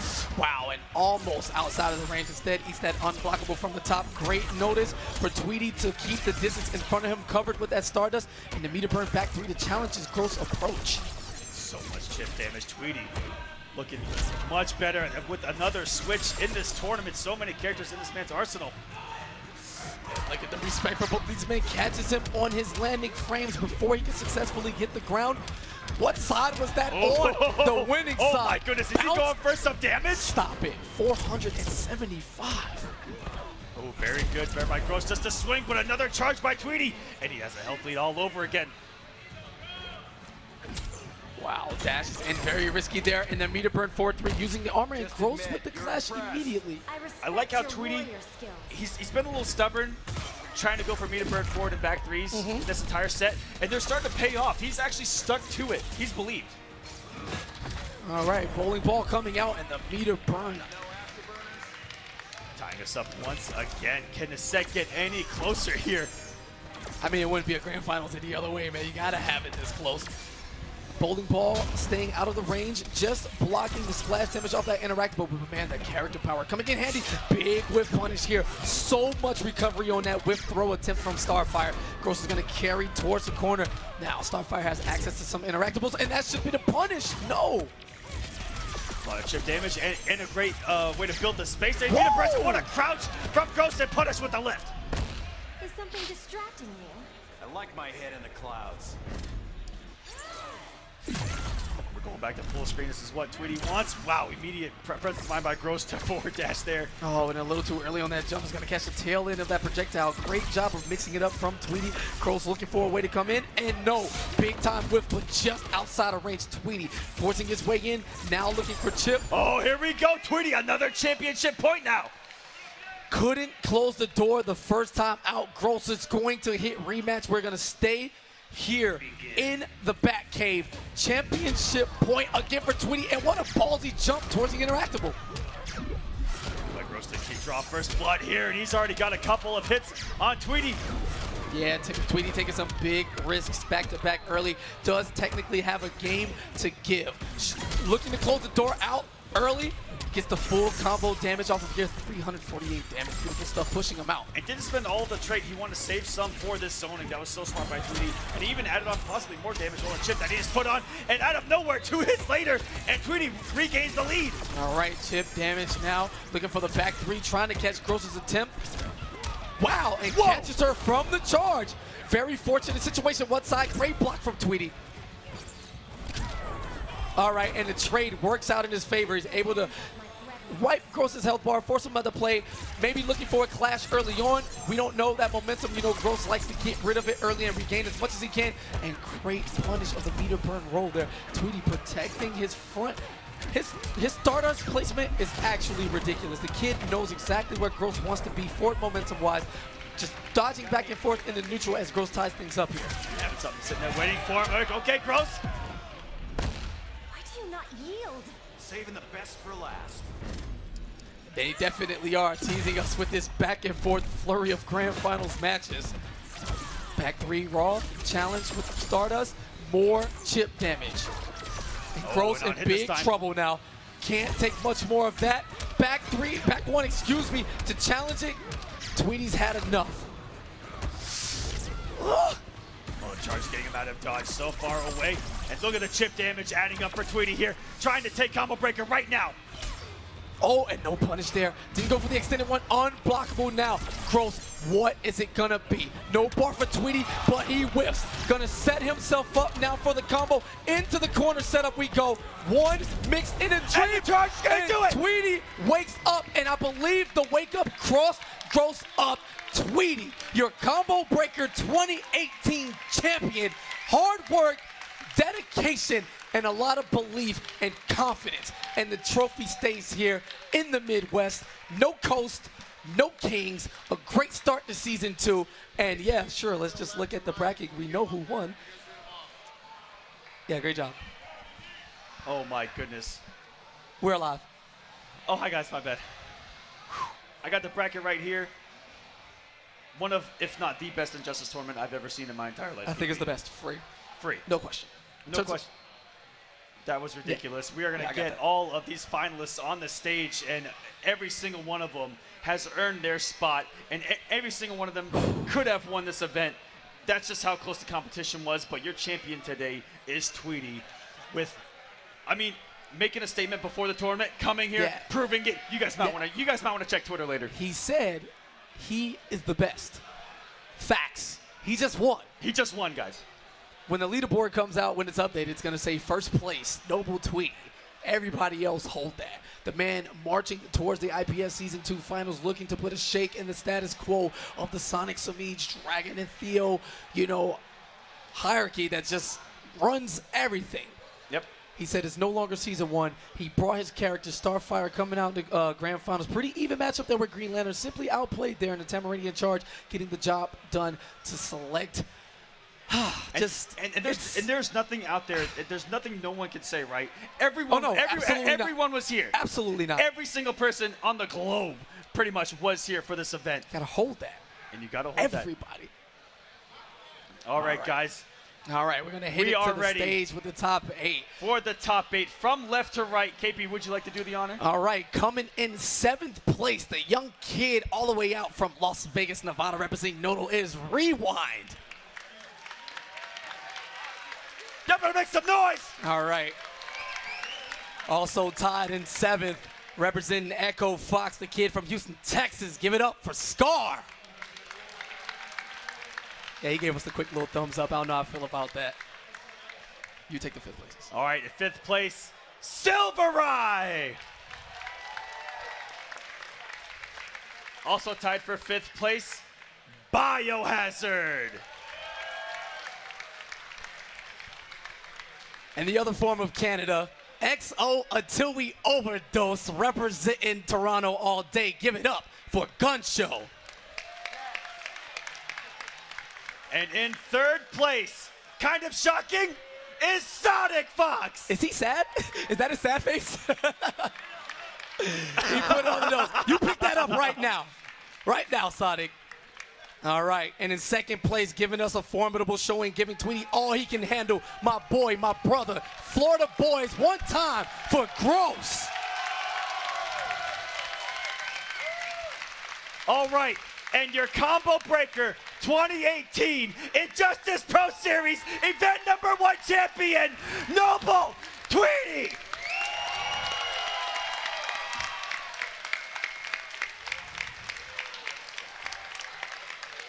The best on the globe today, KP. Oh, he definitely is. I'm not entirely sure he knows he won. He's just kind of holding the trophy like, yeah, it's no big deal.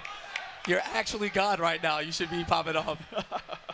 Just another day at the office for him. Drop that kissy verse. Drop that kissy verse.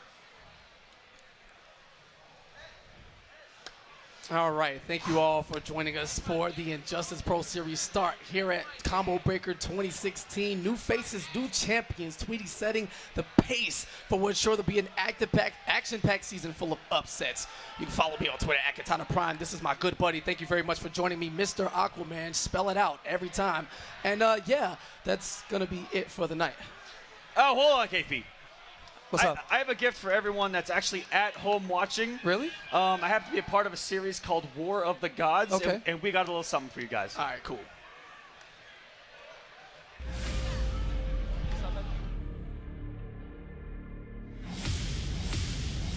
Next star is out. It's a different game, ladies and gentlemen. And the wrong one for the play. Okay. He got himself out of it, though. The next star shot. He didn't expect it again. No way! On the frames there. The missile coming in. Rewind trying to catch him. Oh my God, he just did it wrong. Throwing everything that he can to try to stop the madness and get a trade. And all what in the hell did we just witness? We can't change the world.